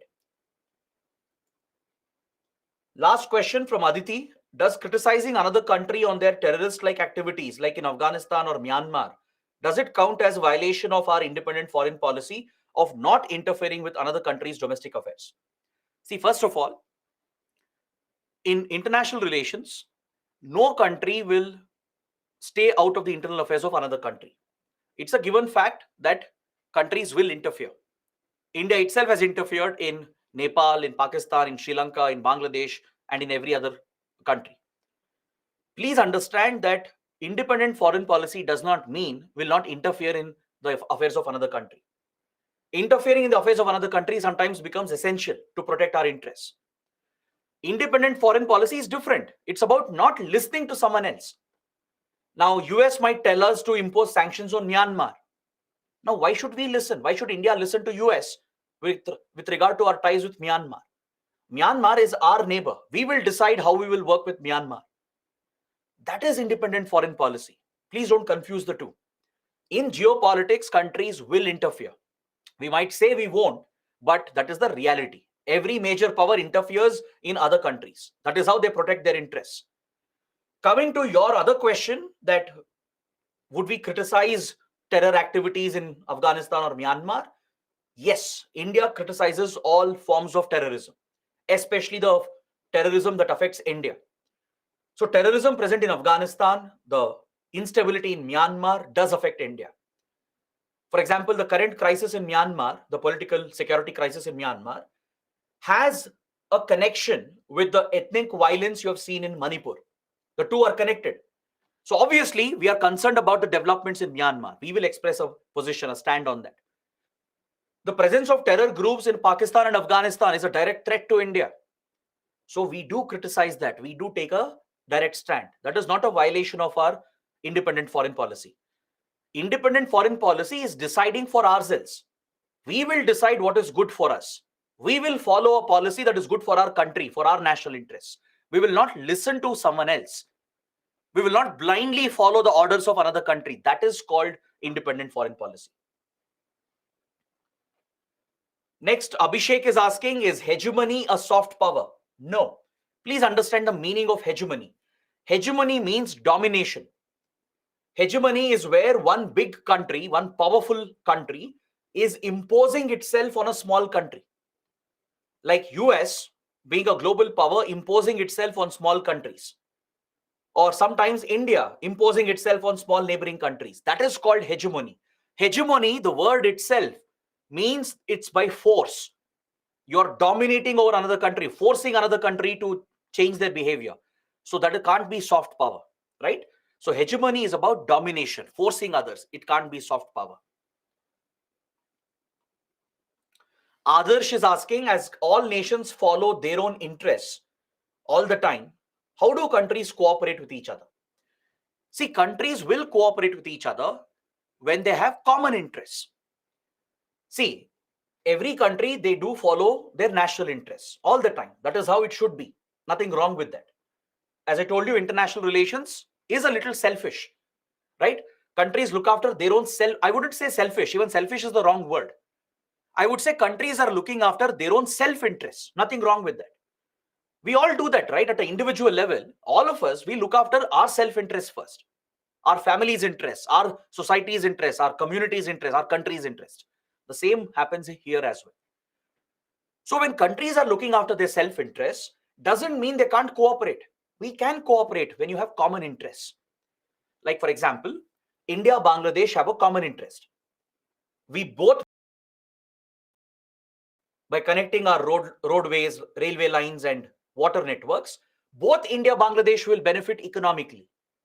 So it will serve the self-interest of both India and Bangladesh. So we will cooperate. We will sign a trade agreement with Australia, UAE, or another country to boost the trade between the two countries. It will benefit both the countries. That's a common interest. We will work with US in the defense domain, in the technology domain, because both the countries will benefit. So when you have common interests, those are the countries which align together. Those are the countries that work together. So it doesn't mean that when countries are following self-national interests, they don't cooperate at all. They do cooperate. That's what friendships are all about. Friendships are built on common interests. All right. So guys, these are the questions. We have spent a good 10 minutes on it. Now let's get back to the discussion. Let's start with the next chapter. In the next chapter, I'll be starting with the region-based approach, as I mentioned at the beginning. We'll be starting with South Asia, where India is located. This is India's neighborhood. This is where India is geographically located, and we share land and maritime borders with our immediate neighbors. So in this chapter, we will thoroughly examine our ties with our neighboring countries in detail.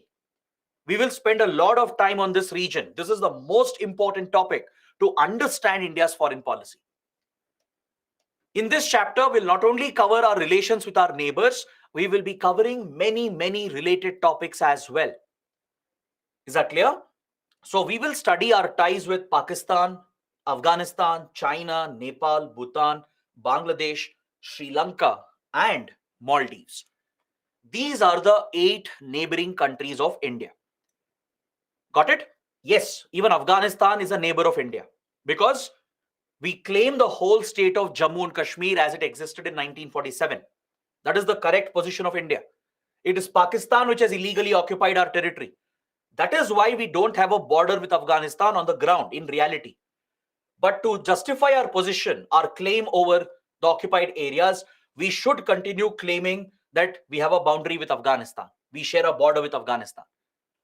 That's why if you look at the official map of India, if you look at government documents, if you look at India yearbook, you will notice that The government says India has a 96-kilometer border with Afghanistan near Wakhan corridor.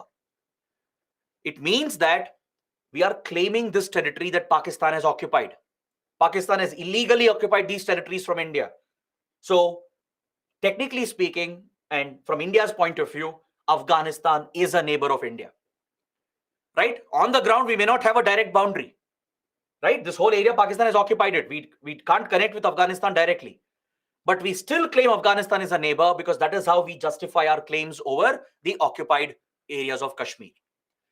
So all these 8 countries will be covered in detail. Now, before I continue, I want to explain one very important point.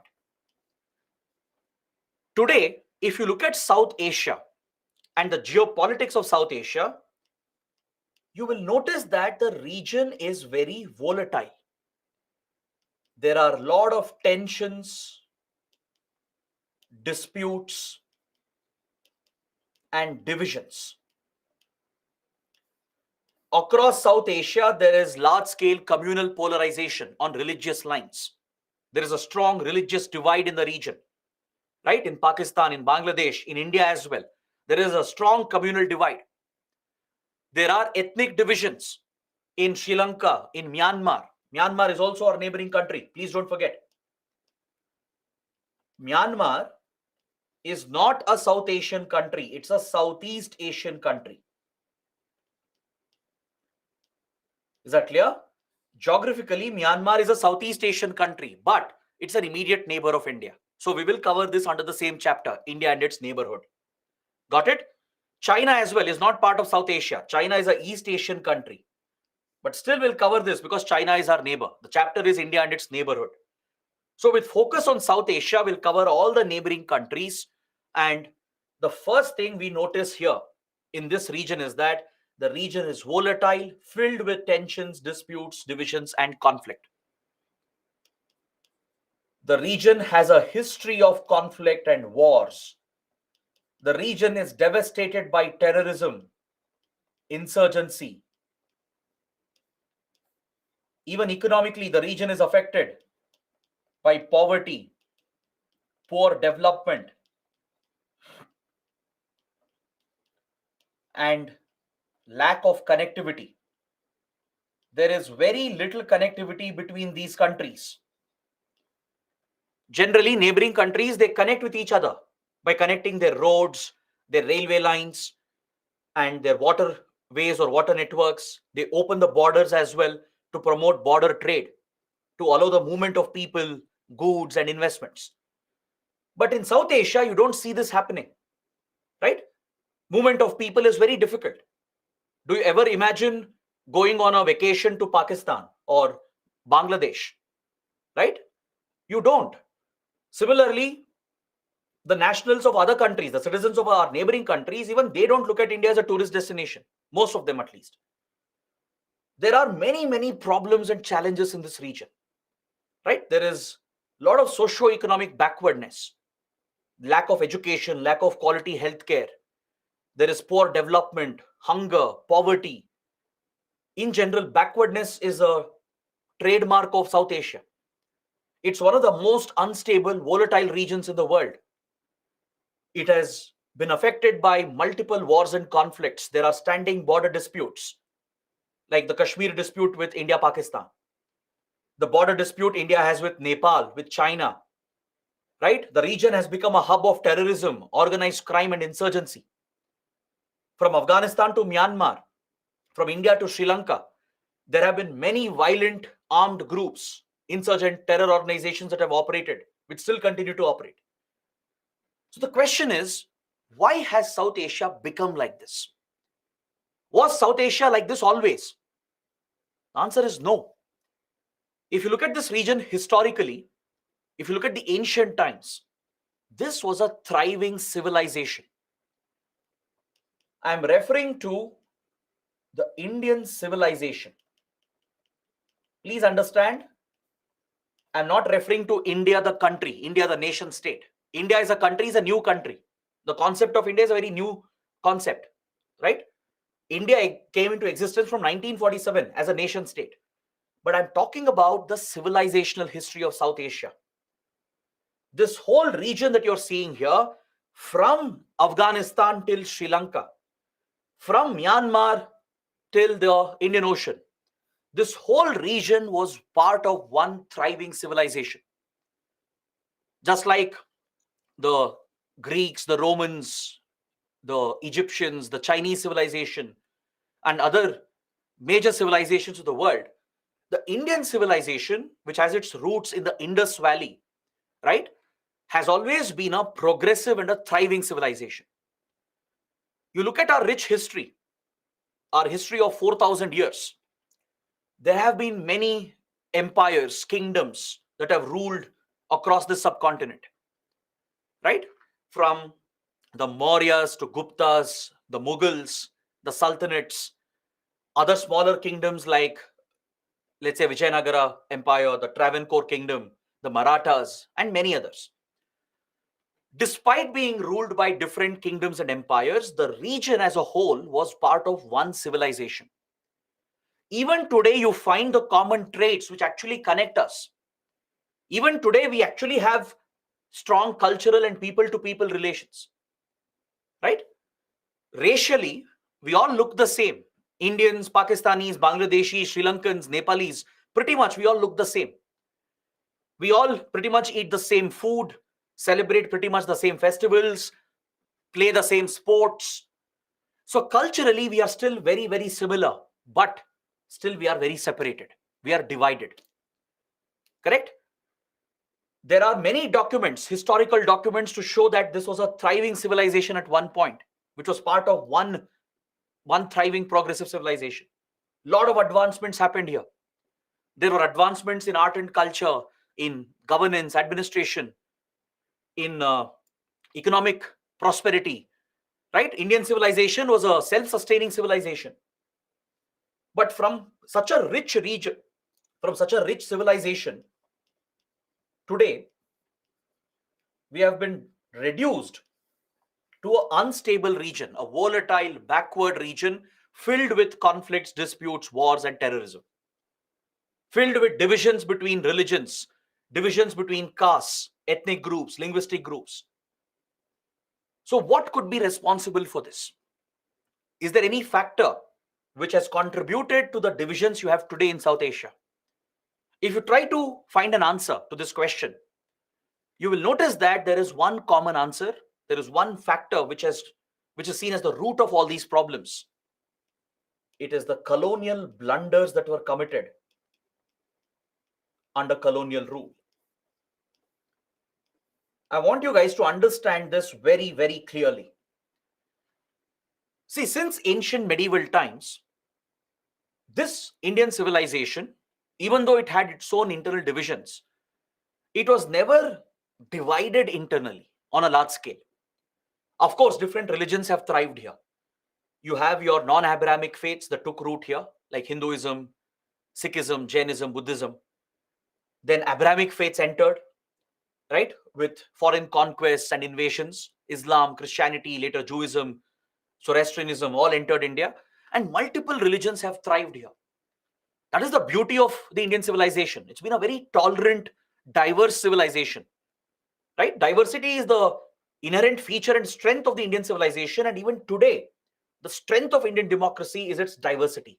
It's the secularism of the Indian society, which is the strength of the country. But historically, of course, there would be divisions on all these lines, all these social lines. But these were never large-scale divisions. There were divisions between Hindus and Muslims, divisions between Hindus and Buddhists, caste-based division between the upper caste and the Dalits. Different regional divisions were there. But still, the civilization was one whole, having a common culture, common traits, common interests that bound them together. But this was permanently destroyed by colonial rule, by almost 3-4 centuries of colonial rule, right? Beginning with the Portuguese, then the Dutch, the French, and finally the British, especially the British rule. It's the British rule which destroyed the subcontinent, because they adopted the policy of divide and rule to continue their domination over the colony.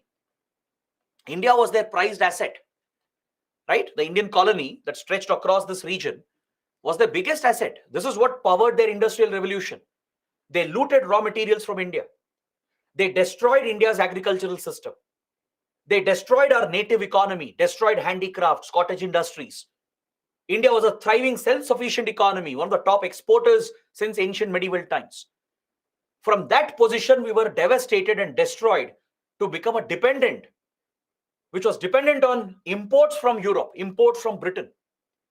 They would loot raw materials and resources from India, power their growth, their technological industrial growth in Europe, dump the goods on the Indian market. India thus became a dependent country. Our agriculture was destroyed, our industrial society was destroyed. Since ancient medieval times, Indian civilization has been an industrial society, a self-sustaining society. This was destroyed by the British. The economy was destroyed. The pride of India was hurt. The Indian identity, the civilizational identity was hurt. Different communities were targeted, be it Hindus or Muslims or tribes, the Dalits. No one was spared by the British rule. And their only agenda was to continue their domination over the colony, especially after 1857. After the First War of Indian Independence, they realized that if different communities united in their freedom struggle, then Britain could no longer rule India. They would lose their prized colony. So after 1857, the British cultivated a deliberate policy of divide and rule to drive divisions, to exploit the social divisions, to create internal fighting. They divided Hindus and Muslims on religious lines. They promoted communal polarization as a matter of policy. They would encourage radical elements on all the sides. They divided the Sinhalas and Tamils in Sri Lanka. They played a direct role in the communalization of India, Pakistan, and Bangladesh. Today, if you find strong communal divisions in India, Pakistan, and Bangladesh, it's because of colonial policy of divide and rule, where they divided the Hindu-Muslim communities. The border disputes you have, the wars which have happened, the terrorism that you see here, they all trace back to colonial origin, the colonial blunders that were committed. Is that clear? Now, this is a key point, a very important analysis that I want you guys to understand before I start with the chapter. Because in the next topic, right, we'll start with bilateral relations. I'll pick one neighboring country after the other, like Nepal, then Bhutan and others, and we'll discuss all the neighboring countries. In every chapter, you will notice that the major issues and conflicts of today, they're all of colonial origin. Be it the Kashmir dispute that we have with Pakistan, the border dispute with China, the issues we have with Nepal, the issue of terrorism and communal divisions, problems in Myanmar, problems in Sri Lanka, problems in Bangladesh, they all have a common root, which is the disastrous policies of British rule in India. Is that clear?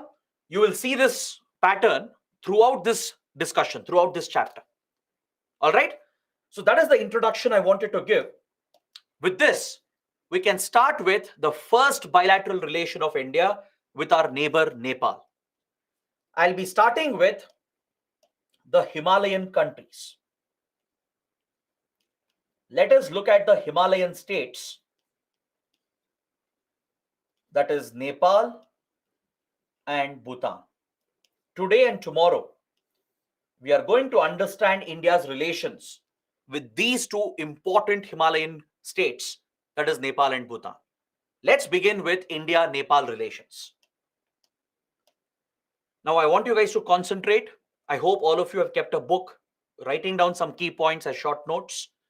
Also keep an atlas with you, right? If not today, at least by tomorrow, try to get an atlas or even use Google Maps if you're comfortable with it. Because maps are very, very important in international relations. Geopolitics, we just studied, it's all about geography. To understand the history of a place, the politics of a place, the economy of a place, geography is everything. All right? So in every chapter, I'll be using a lot of maps.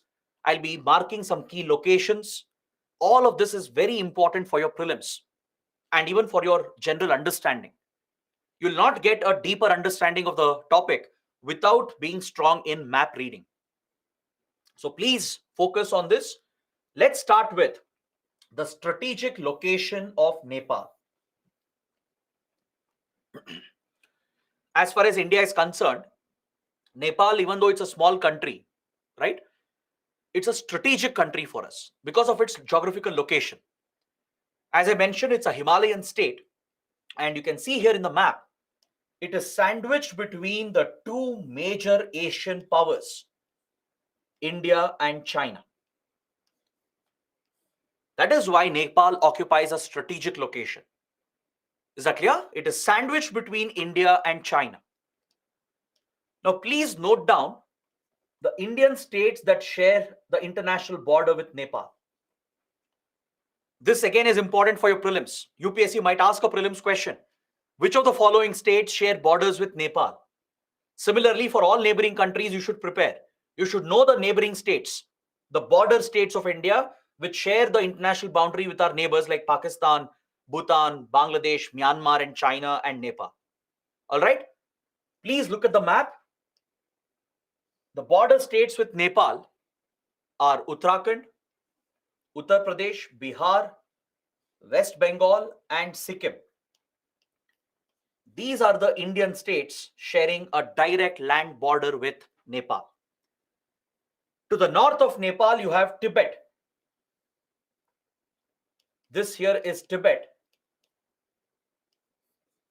which was annexed by China, occupied by China in 1950. Until 1950, Tibet was an independent kingdom. This Himalayan kingdom was annexed and occupied by China forcefully in the year 1950. So basically, overnight, China became a neighbor of Nepal, India, Sikkim, and even Bhutan. This is a very important part of history. Otherwise, without the annexation of Tibet, China wouldn't have been our neighbor. China was a remote East Asian country. Mainland China was far away from India. But when People's Republic of China was established, the PRC, under the Communist Party, right? It was established in 1949. Immediately after its establishment, the PRC, the People's Republic of China, as it's officially known, it started displaying expansionist behavior. It became an aggressive power. It showed tendency to expand its territory by occupying others' territories. And China expanded its territory by annexing Tibet and even Xinjiang. That is how China became a neighbor, a Himalayan neighbor for India, Nepal, Sikkim, and Bhutan. Please understand, Sikkim was an independent country as well before it merged with India. Sikkim joined India much later in 1975.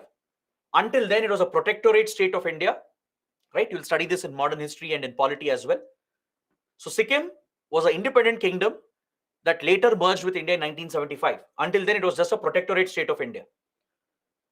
So these Himalayan states you see here, all these Himalayan kingdoms, they were all monarchies. Bhutan, Nepal, Sikkim, they were all monarchies. These three Himalayan states, they felt threatened. They got worried when China annexed Tibet. If China could occupy a large kingdom like Tibet, Tibet was a very large kingdom. If Tibet could be annexed, then Nepal, Sikkim, and Bhutan didn't stand a chance in front of China. So all these Himalayan states were alarmed. They were worried when China annexed Tibet in 1950. India also had similar concerns. India got worried, India got concerned regarding the expansionist behavior of China. China was clearly becoming an aggressive expansionist power, and India saw China as a threat because now China had become our neighbor by occupying Tibet. From Ladakh to Arunachal Pradesh, we would share a boundary. This boundary was with Tibet before, but now that China occupied Tibet, it became the India-China border, right? So India also had similar concerns about Chinese intentions. Nepal, Sikkim, and Bhutan also had similar concerns about Chinese intentions. This is what drove these countries together. They all sought India's help and support. Nepal, Bhutan, and Sikkim, which was also an independent protectorate state. They all perceived a common threat from Chinese aggression, and they sought India's help and assistance, particularly to defend their territory. Because they couldn't stand up against Chinese aggression. They knew they didn't have the resources. But India was a large power, a large country, right? So they sought India's protection, India's support, especially in the field of defense and strategic ties.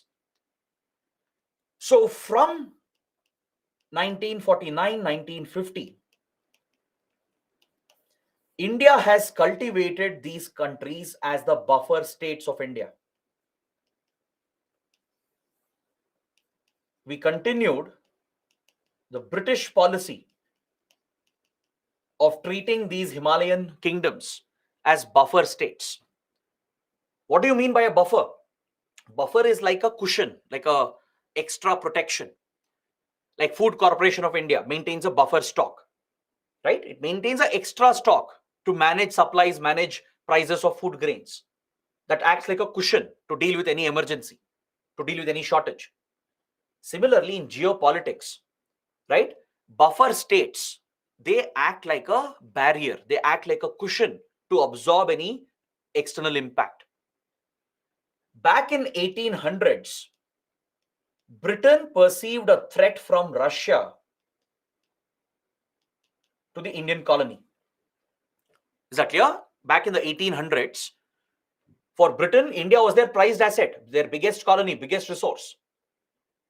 So Britain had reasons to believe that Russia might threaten Britain's control over India from the north. Right? There were expectations, there were intelligence reports for Britain that Russia might plan an attack to capture the Indian colony. Right?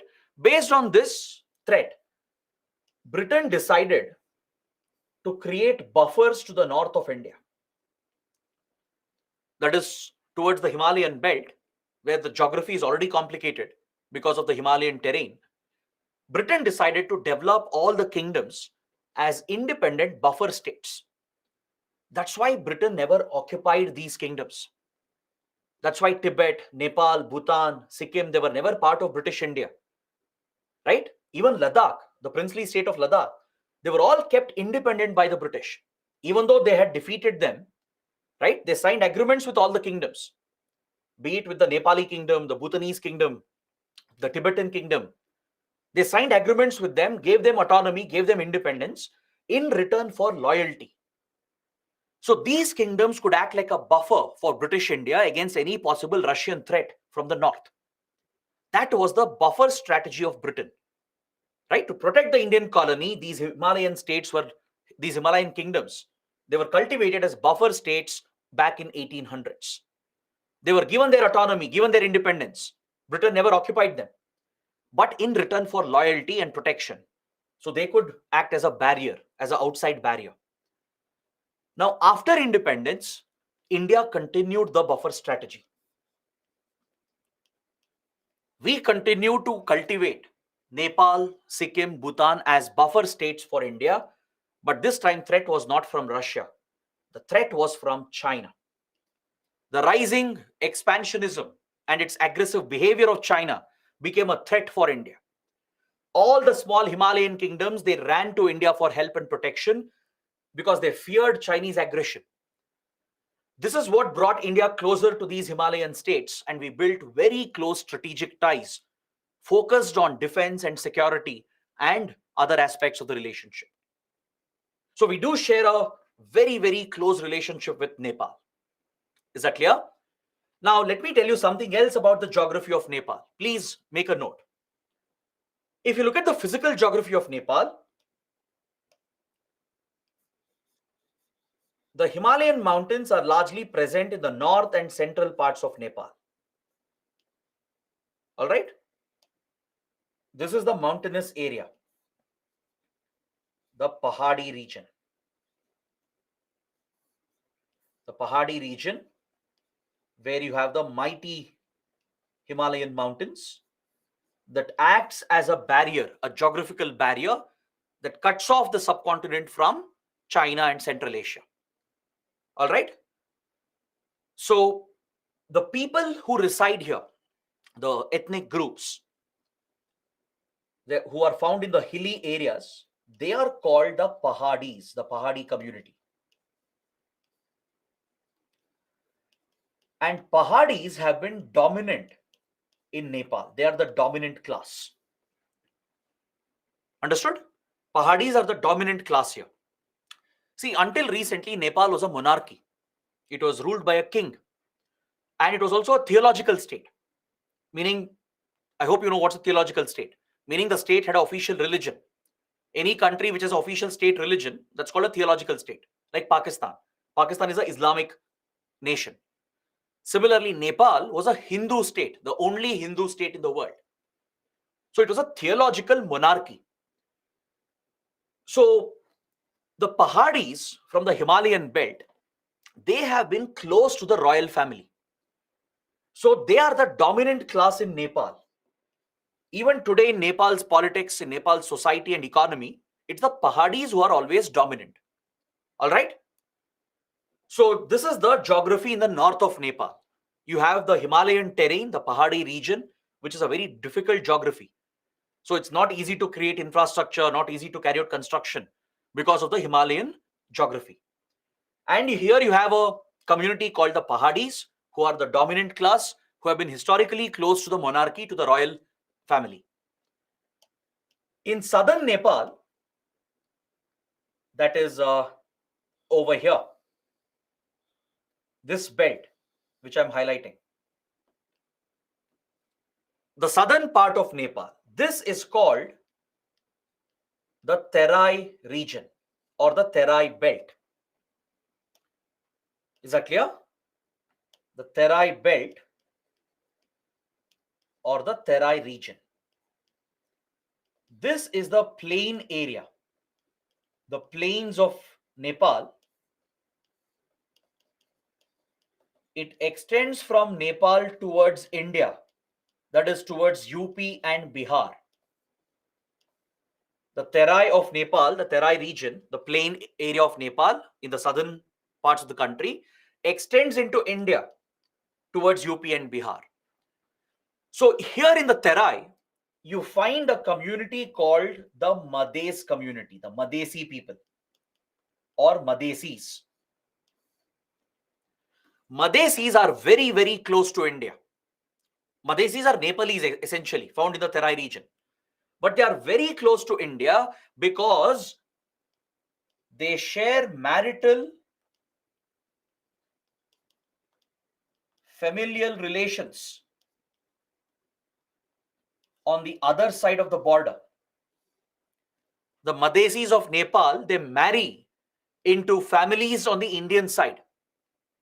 They establish a marital relationship by marrying into Indian families. Is that clear? In the border villages of UP and Bihar, in the Terai, the families are connected across the border. So Nepali Madesis are closely connected. There is a familial relationship, marital bond formed through marriage between the border villages of India in UP, Bihar and the border villages of Nepal. So Madesis are a common connection for us. But Madesis have always felt oppressed at the hands of the dominant Pahadis. There is a divide in Nepal between Madesis and the Pahadis. Pahadis who have been dominant, rich and influential, they've often dominated and oppressed and discriminated against the Madesi community. Madesis have always felt left out.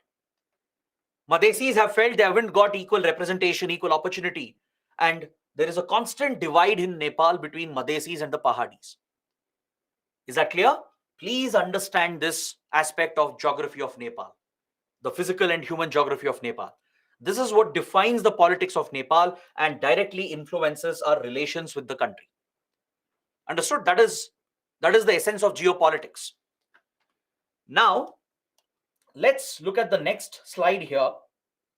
Please look at the map that I've shared on the other side, on the right corner, right top corner. You can notice that Nepal is a landlocked country. As I mentioned earlier, it's a landlocked nation. surrounded by India and China, correct? Now, Nepal has a great deal of dependency on India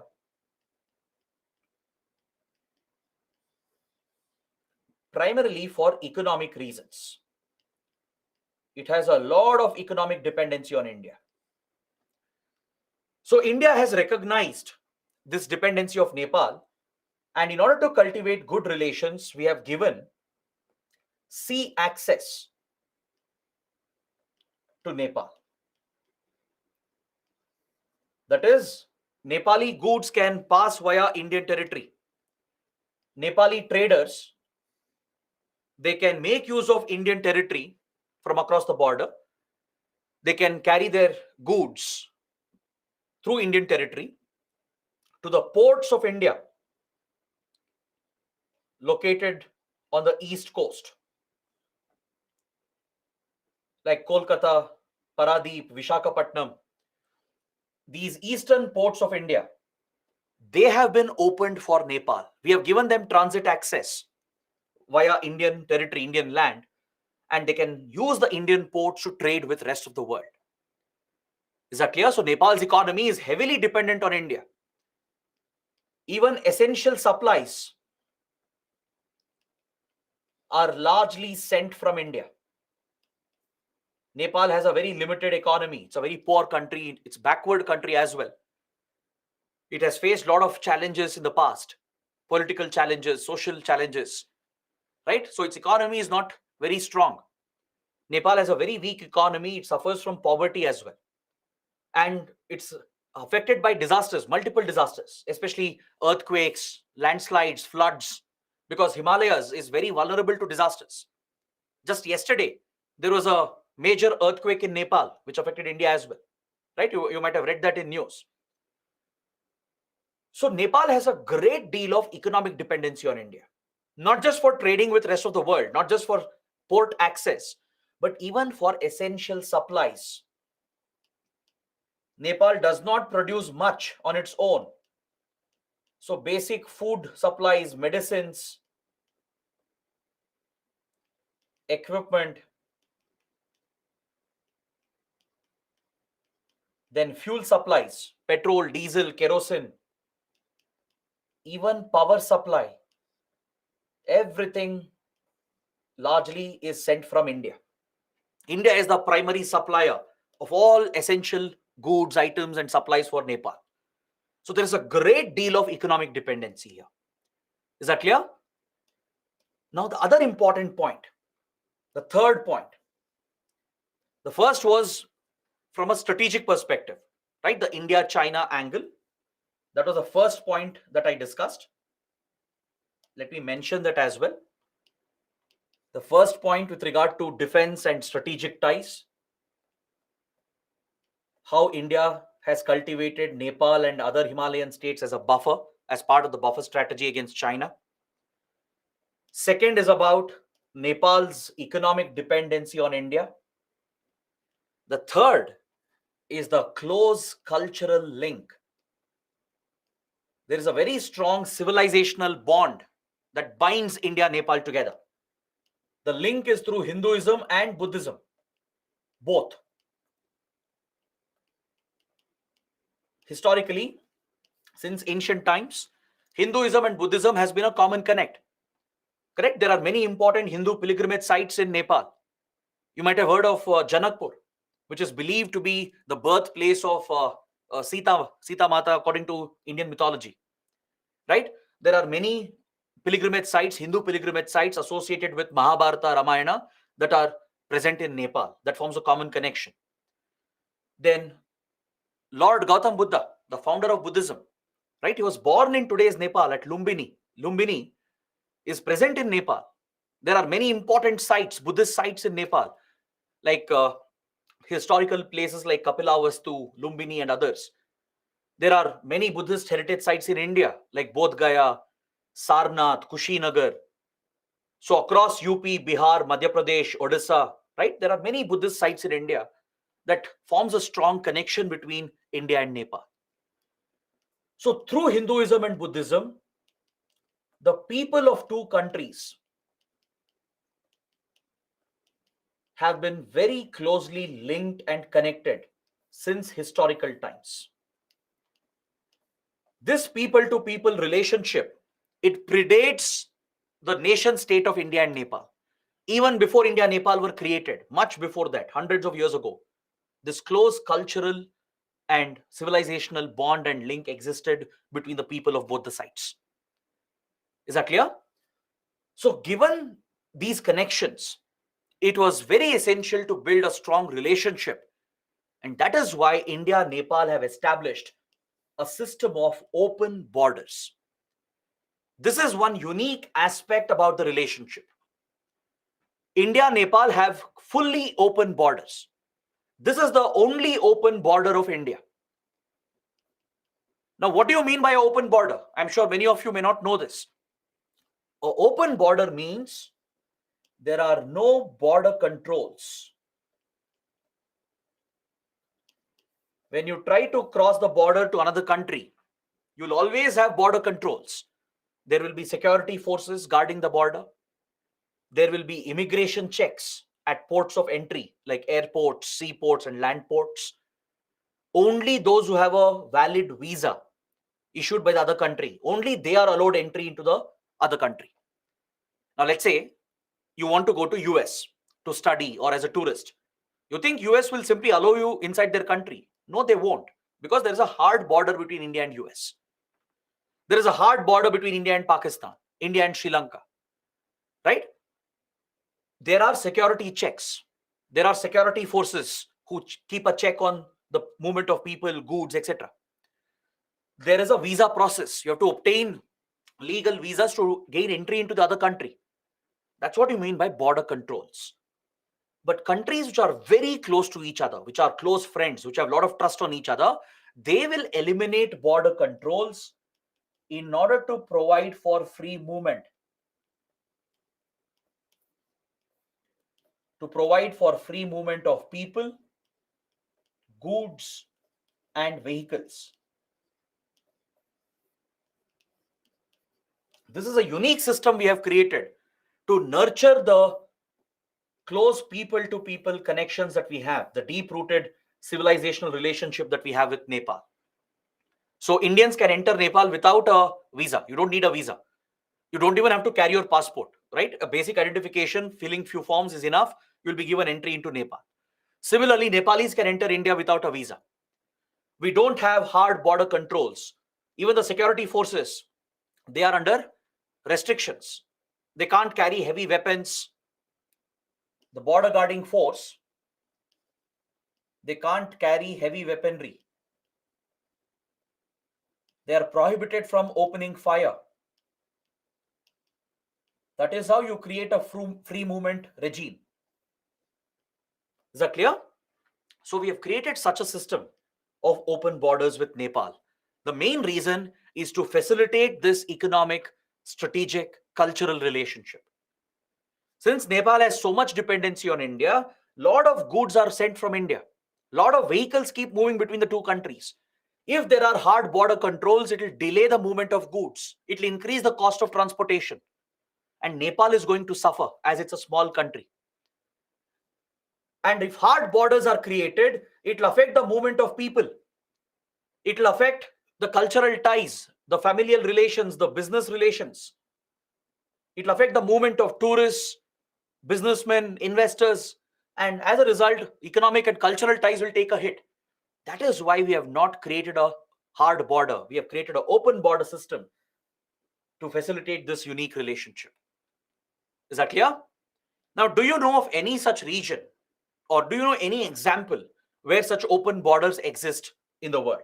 Can you let me know in the comments? Are you aware of any such open border system anywhere in the world?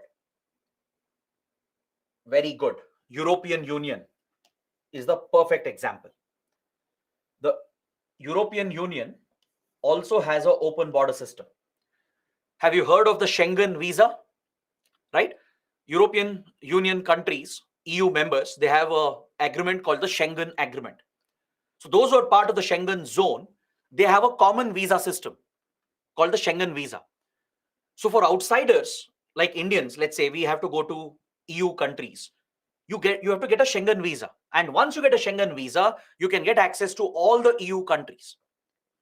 And within EU, the member states, they don't need visa at all. Like, for example, a French citizen, if he wants to go to Germany, he can simply travel. He can take a plane or a train or a bus or his own vehicle, drive across the border. No one will check. No one will stop them. No one will ask for documents. That is the true open border system that provides for free movement of people, goods, services, investments, and vehicles.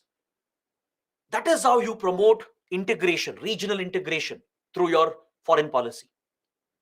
So such a special arrangement exists between India and Nepal to promote the close economic, strategic, cultural ties.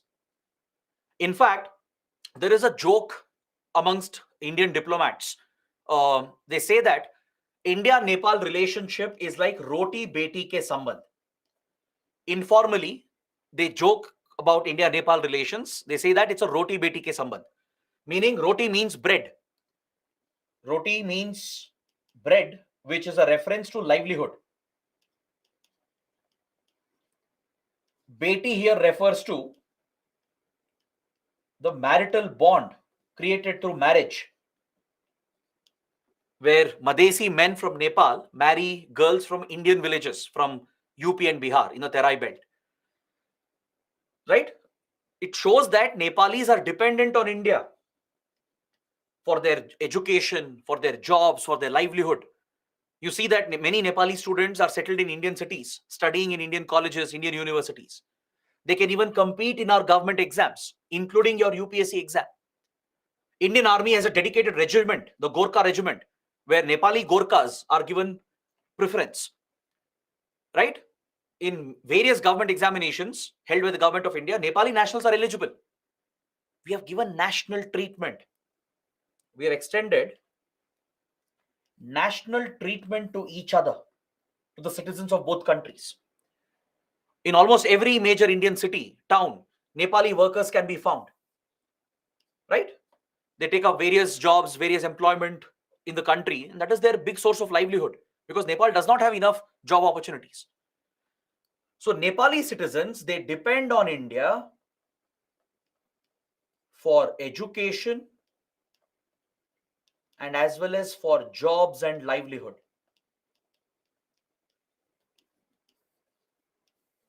And this has been facilitated.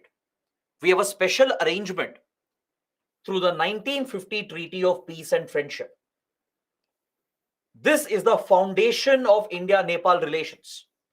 The India-Nepal relations were cemented in 1950 with the signing of this historic treaty. Even today, this is the defining aspect of our relations. It is this treaty which creates open borders between the two countries. It is under this treaty that both countries have given national treatment to each other's citizens. Meaning, Indian citizens will be treated like Nepali citizens inside Nepal and vice versa. India promises to treat Nepali citizens as our own citizens in terms of residency, employment, trade, education, for ownership of businesses, etc. In these domains, both countries are giving national treatment to citizens of the other country. That's why Nepali citizens can settle down in India. They can take a job in India. They can compete in government exams, including your UPSC exam, your banking exams.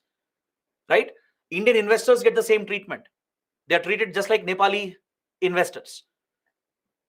So this national treatment has been made possible under the 1950 Treaty of Peace and Friendship. This is the foundation of the treaty which created the open borders, and both countries have extended national treatment to each other. Under the treaty, there is a provision through which India can play a role in the defense of Nepal. We can provide weapons,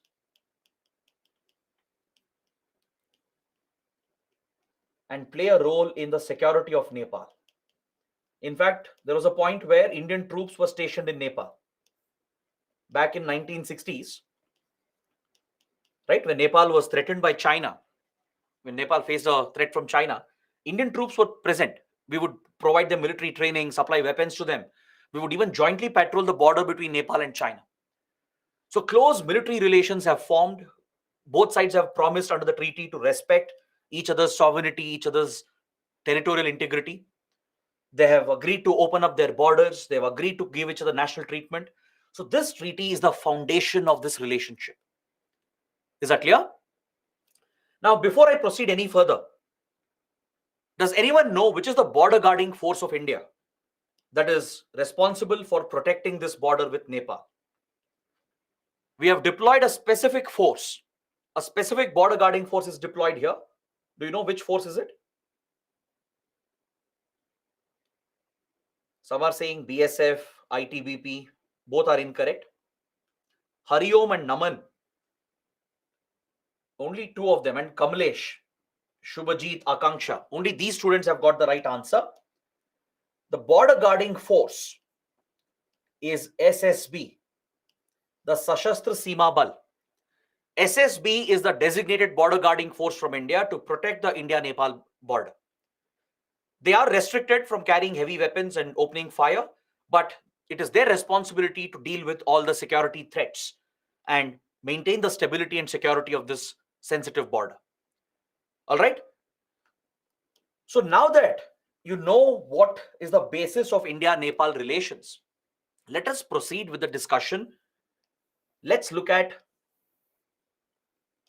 the other aspects of the relationship, especially the modern relations that have developed between India and Nepal.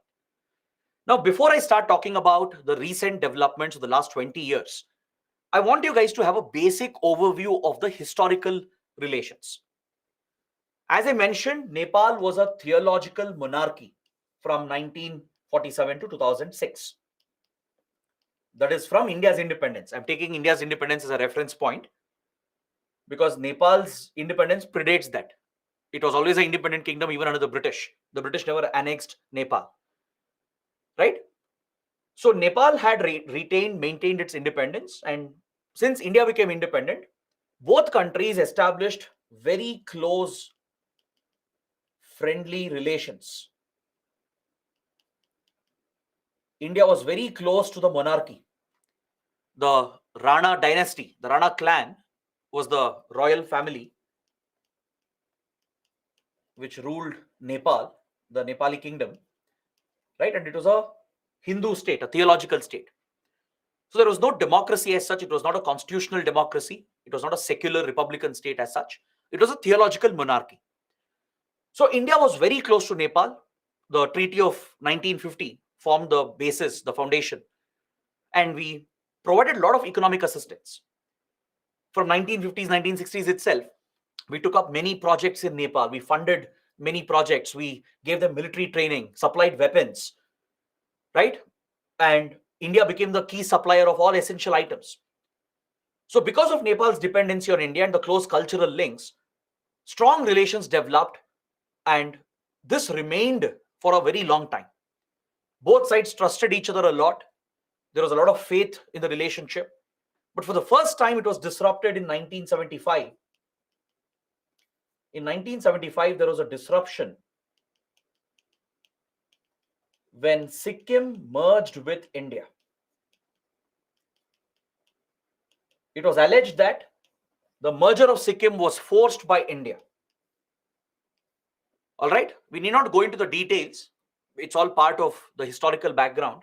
The additional notes will cover these points, these factual historical points. It's not too relevant in today's context, but you should just have an idea regarding this. So when Sikkim merged with India in 1975, it was alleged that India had played a role. India had interfered in Sikkim. India had destabilized Sikkim, forcing the merger of the Chogyal dynasty into India. The Chogyal dynasty was ruling over Sikkim. The allegation was India's intelligence agency, RAW, the Research and Analysis Wing, which is India's foreign intelligence agency, was allegedly blamed for destabilizing the Chogyal kingdom that forced the Sikkim's merger with India. This was the allegation. India has denied it. But this merger of Sikkim under controversial circumstances created doubts for Nepal about India's intentions. Now, Nepal believed that if India could destabilize a kingdom like Sikkim, which is also a small Himalayan kingdom, Nepal also feared India might do the same, that India might meddle, interfere in Nepal, and force its merger with India someday. These doubts and suspicions created a division, a divide in the relationship. Slowly, Nepal started getting closer to China. In 1970s, 1980s, Nepal started getting closer to China, which created the first divide in the relationship. Then, Nepal was devastated by a civil war. Nepal was hit by a major civil war led by the Nepali Maoists.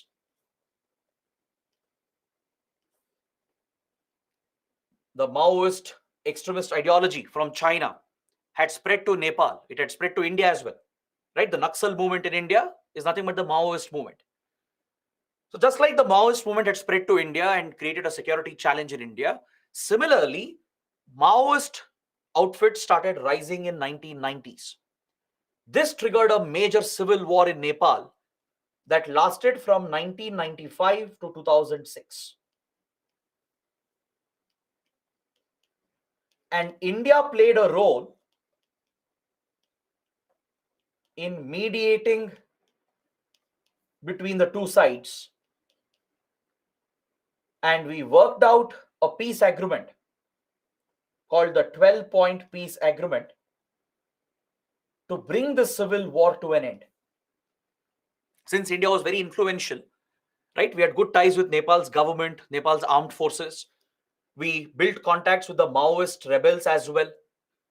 By using our influence, we tried to stabilize Nepal because India cannot afford instability in the neighborhood. There were rumors, there were allegations that the Maoist war in Nepal was sponsored by China. Apparently, China, which is the origin of Maoist ideology, which is a left-wing extremist ideology, was seen to be sponsoring the Maoist outfits in Nepal. All right? Right now, don't worry what is Maoism. I'll explain that under internal security. We have a separate subject. Under internal security, we will study Maoism in detail. We have a separate topic for that. All right? Just understand it's a left-wing extremist ideology, a violent extremist ideology that originated from China. Today's Chinese government, the PRC, the People's Republic of China, is built on Maoist ideology. The Communist Party of China is built on Maoism. It's a violent extremist ideology that triggered Naxalism in India. It spread to Nepal as well, triggering the civil war. And India believed that China was responsible to spread the ideology. So to counter the Chinese influence, India acted as a mediator. We worked with Nepal's government, the armed forces, gave them support in the war. Apparently, we worked with the Maoists as well to bring them to the negotiating table. And we successfully mediated a peace agreement, the 12-point peace agreement, in 2006 that brought the civil war to an end. So India successfully ended the civil war by negotiating between the two sides, and following this, Nepal transitioned into a democracy. By then, Nepal's monarchy had weakened. Internally, within the royal family, there was a crisis in 2001. Nepal's monarchy had declined. Right? A lot of the social divisions had come up where monarchy was being opposed. So this led to a change, a political constitutional change. And from 2006 to 2008, Nepal transitioned to become a democracy. It became a republican, democratic, secular state from a theological monarchy. All right, this was a major change that happened, and India played a direct role in this. India not only brought the civil war to an end by mediating between Nepali government and the Maoists, but we also helped Nepal in transitioning to a democracy from a theological monarchy. So this meant that now Nepal needed a new constitution. Nepal would need a new constitution to provide for these changes. Correct? A new constitution had to be drafted. This is where the problems began. From 2008 till 2015, for 7 years, the constitution making process was delayed and dragged. It took 7 years for Nepal to finalize and adopt a new constitution. It was only in 2015, in September 2015, that Nepal adopted its new constitution. But during these 7 years, from 2008 to 2015, there was a lot of chaos and turmoil inside Nepal. A constituent assembly had been set up to draft the constitution. A government also had been set up. But the problem was there was a division inside Nepal. All right? And because of this social division, the constitution making process got dragged for 7 years. There were repeated delays. Multiple changes happened in the government. Governments fell and new governments were formed. New constituent assemblies were formed. And this entire process of drafting a new constitution became very chaotic in Nepal. Now, why am I mentioning all this? Why is it relevant? It is relevant because it was alleged that India was excessively interfering in the constitution making process. India was blamed by certain sections in Nepal that India was interfering with the constitution making process and thus breaching the sovereignty of Nepal. Is that clear? So let's understand what happened. Let's understand what the issue is all about. It's a very important topic. Remember, I told you that there is a major social division in Nepal between Pahadis and the Madhesis. The Madhesis, as I told you, they felt discriminated, oppressed, and left out. They were demanding inclusive, equitable representation in the new Nepali parliament. They basically wanted the question of federalism to be addressed. The Madhesis, who have historically faced discrimination at the hands of Pahadis and the royal family, they wanted more states to be created in the Terai region.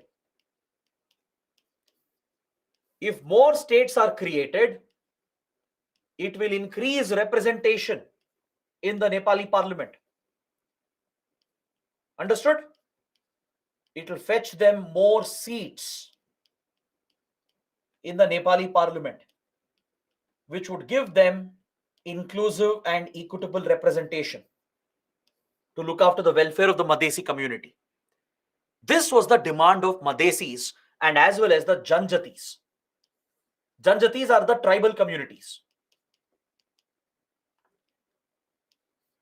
So the tribal communities, the Janjatis and Madhesis, they had one demand.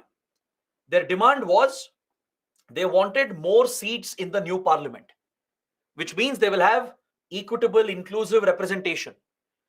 For that, they wanted more states to be created in the Terai region. If more states are created, representation will increase for Terai, which means more Madhesi members can get elected to the new parliament. This was their major demand, along with few other minor demands. But Pahadis within various political parties, they opposed these provisions.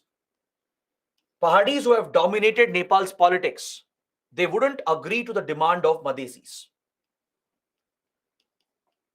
So basically, Madhesi demands were not met. Despite repeated protests, repeated demands, their concerns were never addressed by various political parties, including Nepali Congress, the Communist Party of Nepal, and other factions of the Communist Party. These are major parties in Nepal. They were part of the Constituent Assembly, but they were dominated by the Pahadis. They would never agree to the demands of the Madhesis. This was the major divide. Is that clear? These parties, right, which are all dominated by Pahadi community, they wanted a constitution that would favor Pahadis, not the Madhesis. They were against creating more states in Terai. They were against giving more seats to Madhesis and Janjatis in the parliament.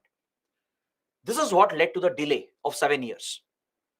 During this entire process, India was involved. As you can expect, India expressed concern for the well-being of Madhesis. Why? Because Madhesis are connected to us. They share marital familial bonds in UP and Bihar. And this is a big electoral issue as well. It's connected to the electoral dynamics in UP and Bihar. All right? And also it's a moral obligation. It's not just about electoral politics. Madhesis are connected to Indian families. So naturally, Indian government will be concerned about their welfare. There's nothing wrong with that. It's all about whether you'll be idealistic or pragmatic, right? Idealism says that, yes, Madhesis have been wronged. That is true. It's a fact. Madhesis have been discriminated. They've largely been left behind. So on moral grounds, on humanitarian grounds, India might stand up for them. India might say that, please give them equal rights, give them equal representation. But again, there will be a consequence of doing that. If India interferes in the internal matters of another country, even though it's a right position, ideally it is correct, right? We are standing for principles, values, correct. But it might affect your relations. Your pragmatic interest, realist interest might get affected. That is exactly what happened in Nepal. Because nobody likes interference in their internal issues. Now tomorrow, let's say your relatives will interfere in your family matter, right? No one likes that. No one likes external interference. Even if they are doing it out of good interest, no one will like any external interference. The same happens in geopolitics. Even though India wanted to support Madhesis, which was ideally a correct position, because Madhesis are connected to us, we have a cultural bond with them. So if a community is being oppressed, right, India as a major power has to stand up for them. That's an idealistic policy. But you have to think of pragmatism, think of realistic policy as well. If you stand up for them, if you try to interfere in their constitution making process, they will see this as your interference. They will see this as India's imposition, right? They'll see this as India's hegemony, which is being imposed on a small country like Nepal. And they will not like that. So within Nepal's political parties, strong anti-India sentiments started developing. Anti-India sentiments started developing on the allegation that India was always meddling in Nepal. First of all, doubts were created when Sikkim merged with India in 1975. Then Nepal tried getting closer to China, which India tried to counter. Then the civil war, the Maoist civil war, where India mediated a settlement. And now India's interference in constitution making process, asking for equal representation, equal rights for Madhesis. So this stand of India, right, even though it was seen to favor Madhesis, it affected our ties with the other major political parties and the Pahadis. And many politicians, they exploited this to their advantage. Because see, Nepalis are very proud of their identity. There's a very strong nationalistic pride that Nepalis associate with their identity. Obviously, if they see that a major power like India is meddling, interfering, and imposing, some of them are going to reject it. And some of the politicians, they might exploit this to their advantage. That is what happened, which derailed our ties with Nepal. Is that clear? What happened was, after 7 years of delay because of the Madhesi issue, finally, a new constitution was adopted. By 2015, a final constitution was brought out, and Nepali Constituent Assembly adopted this constitution as well. But India was not happy with it. Madhesis were not happy with it because Madhesi demands were not met. Madhesi demands were not met. They were not given more states. They were not given more seats in the parliament. Immediately, Madhesis, they protested. They carried out a mass agitation and they imposed an economic blockade along the border. Since Terai region is in the border where Madhesis are strong and dominant, They blocked the roads between India and Nepal. They protested against the new constitution because their concerns, their rights, their demands were not met. This agitation by Madhesis resulted in an economic blockade of Nepal because roads between India and Nepal were blocked along the open border, thus disrupting the movement of goods. The movement of essential supplies were affected. So Nepal's economy took a massive hit. Nepal's economy took a major hit because of this economic blockade. And some of the Nepali politicians who have built support on nationalistic lines by promoting Nepali identity, they exploited the situation and they blamed India for the entire crisis. They alleged that India was the one which was supporting Madhesi agitation. They said India is interfering in the sovereign rights of the country to frame its constitution. And they said India is encouraging Madhesis, as India is close to Madhesis. They alleged that India is using Madhesis to impose a blockade to punish Nepal economically. India denied the allegation. India said we have no role in this, but Madhesis were doing it on their own because their rights have not been provided, their demands have not been addressed. But this crisis, right, ended up helping these politicians of Nepal, some of them. They created even more anti-India sentiments, right? It had existed for many years. Now it became even more stronger. And they started playing the China card to get closer to China in order to offset India. China also was looking for a major opening into Nepal to counter India. India has always been a dominant influence, but China has major interests in Nepal. We are going to study that tomorrow. In the next class, we will discuss China's interest in Nepal. Why is China so interested? From 1970s, 1980s, China has tried to meddle. It has tried to undermine and counter Indian influence.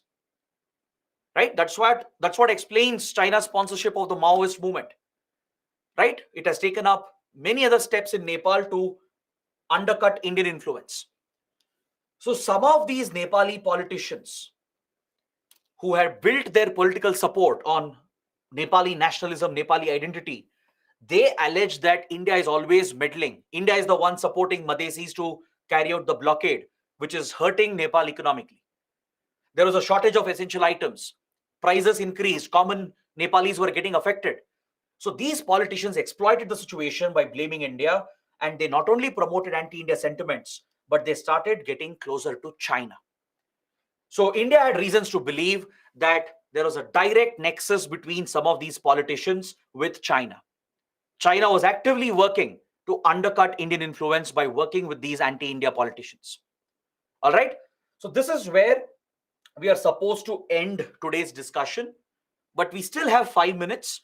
Let me just give you one more point, one more discussion, and then we can stop for today. I'll start with the next module. Basically, I'm continuing with the discussion. All right. Just 2 more points for the day, and we can close the session for today. So, in the midst of all this crisis, right, even though we were historically good friends, our relations had been affected because of the civil war, the constitution making process, the Madhesi agitation, the blame that India was interfering. All of this had affected our relations. At this point, there was a change in government in India. In 2014, Prime Minister Modi came to power. The Modi government came to power. And Prime Minister Modi tried to reset the relationship. Right? The damage had already happened, but an attempt was made to reset, repair the damage. So when PM Modi came to power in 2014, he invited all the SAARC leaders for his swearing-in ceremony. You can see here in this image that I have shared, which shows the swearing-in ceremony of PM Modi in the first term in 2014.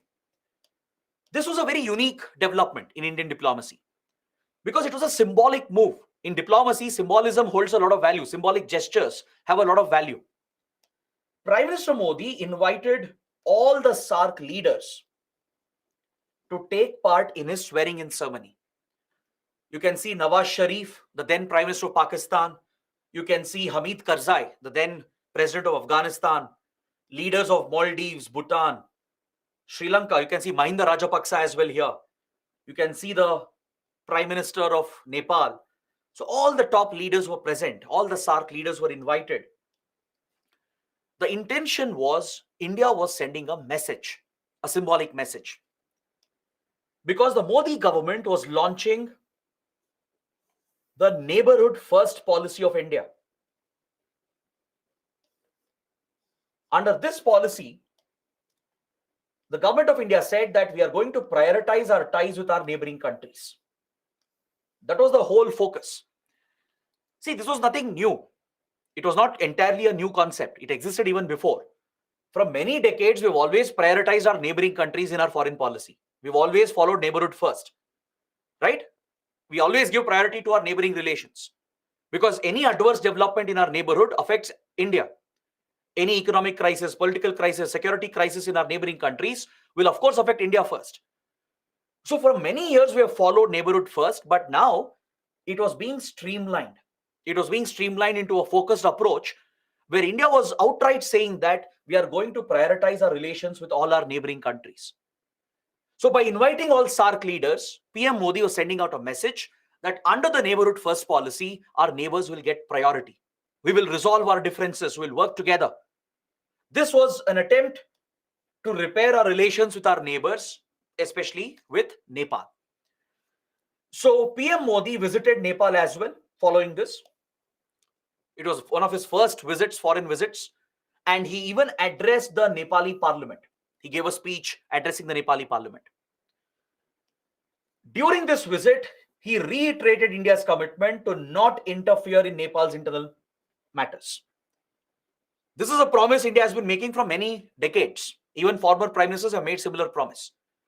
But since the concerns were there, since it was being alleged that India was always meddling and interfering, an open commitment was given by the Prime Minister in the Parliament of Nepal that we are not going to meddle in your internal matters. And we also said we are ready to accept a revision of the 1950 treaty. Because Nepal has few complaints about the treaty. Nepal feels the treaty benefits India because there is always a trade surplus for India. Since Nepal is heavily dependent on India, there is a big trade surplus for India, a trade deficit for Nepal. And also Nepal feels that because of the treaty, it is strategically bound to India. So Nepal has always asked for a revision and upgradation of the 1950 treaty. So PM Modi promised that we are ready to renegotiate the treaty and revise and upgrade. Then we went one step ahead in 2015 when Nepal was hit by a devastating earthquake. There was a massive earthquake in 2015 and India responded by providing disaster management assistance under Operation Maitri. We basically provided HADR support. We conducted humanitarian assistance and disaster relief. Indian Army, Indian Air Force, NDRF, Indian Navy, they were all deployed in Nepal to help in search and rescue operations. We provided medicines and essential supplies and aid material to help Nepal overcome the impact of the disaster, right? Because Nepal is very prone to such disasters. The Himalayan belt itself is very prone to earthquakes, landslides, and flooding. So during this earthquake, despite the tensions and differences, India reached out and provided assistance under Operation Maitri. But despite all the measures taken by India, the anti-India sentiments persisted, which derailed our relations with Nepal, especially under leaders like KP Sharma Oli. KP Sharma Oli has been a Nepali nationalist politician. He is someone who has conveniently exploited the anti-India sentiments. KP Oli would become the prime minister as well. He became the prime minister in 2016 once, and he came for a second term in 2019-2020. During these two terms as the prime minister of Nepal, KP Oli would take a pro-China position and an anti-India stand. During this period, from 2016 and again in 2019 to 2020, during these periods, Nepal clearly showed a tilt towards China under KP Oli's leadership. Several anti-India measures were taken where Nepali nationalism was promoted. On nationalist lines, India was blamed for all the problems. Again, allegations were raised that India always meddles, interferes in Nepal, and strong anti-India sentiments were promoted by leaders like KP Oli. He would openly embrace China, and Nepal even joined the Belt and Road Initiative of China, which has been boycotted by India. Later, you'll understand what is Belt and Road Initiative. I'll explain that later. It's a global connectivity infrastructure project that China is pushing in many Asian, African, and European countries. China is planning an ambitious global connectivity project called BRI, Belt and Road Initiative, also called One Belt, One Road project. They both mean the same. So Nepal joined the Belt and Road Initiative, and Chinese investments, Chinese projects went up significantly. And parallelly, we saw the rise in anti-India sentiments and a sudden unnecessary escalation of the border dispute between India and Nepal. So these were the adverse developments that we witnessed in the last few years, which increased tensions between India and Nepal. Essentially, our relations were derailed during these years. Is that clear? So this is where I would like to stop my discussion for today. Tomorrow we'll resume from here. We'll continue the discussion and we'll see what has happened in the last few years. We'll understand a few other important topics, including the border dispute. All right. So I hope you guys have understood everything. Now let's see if there are any questions remaining.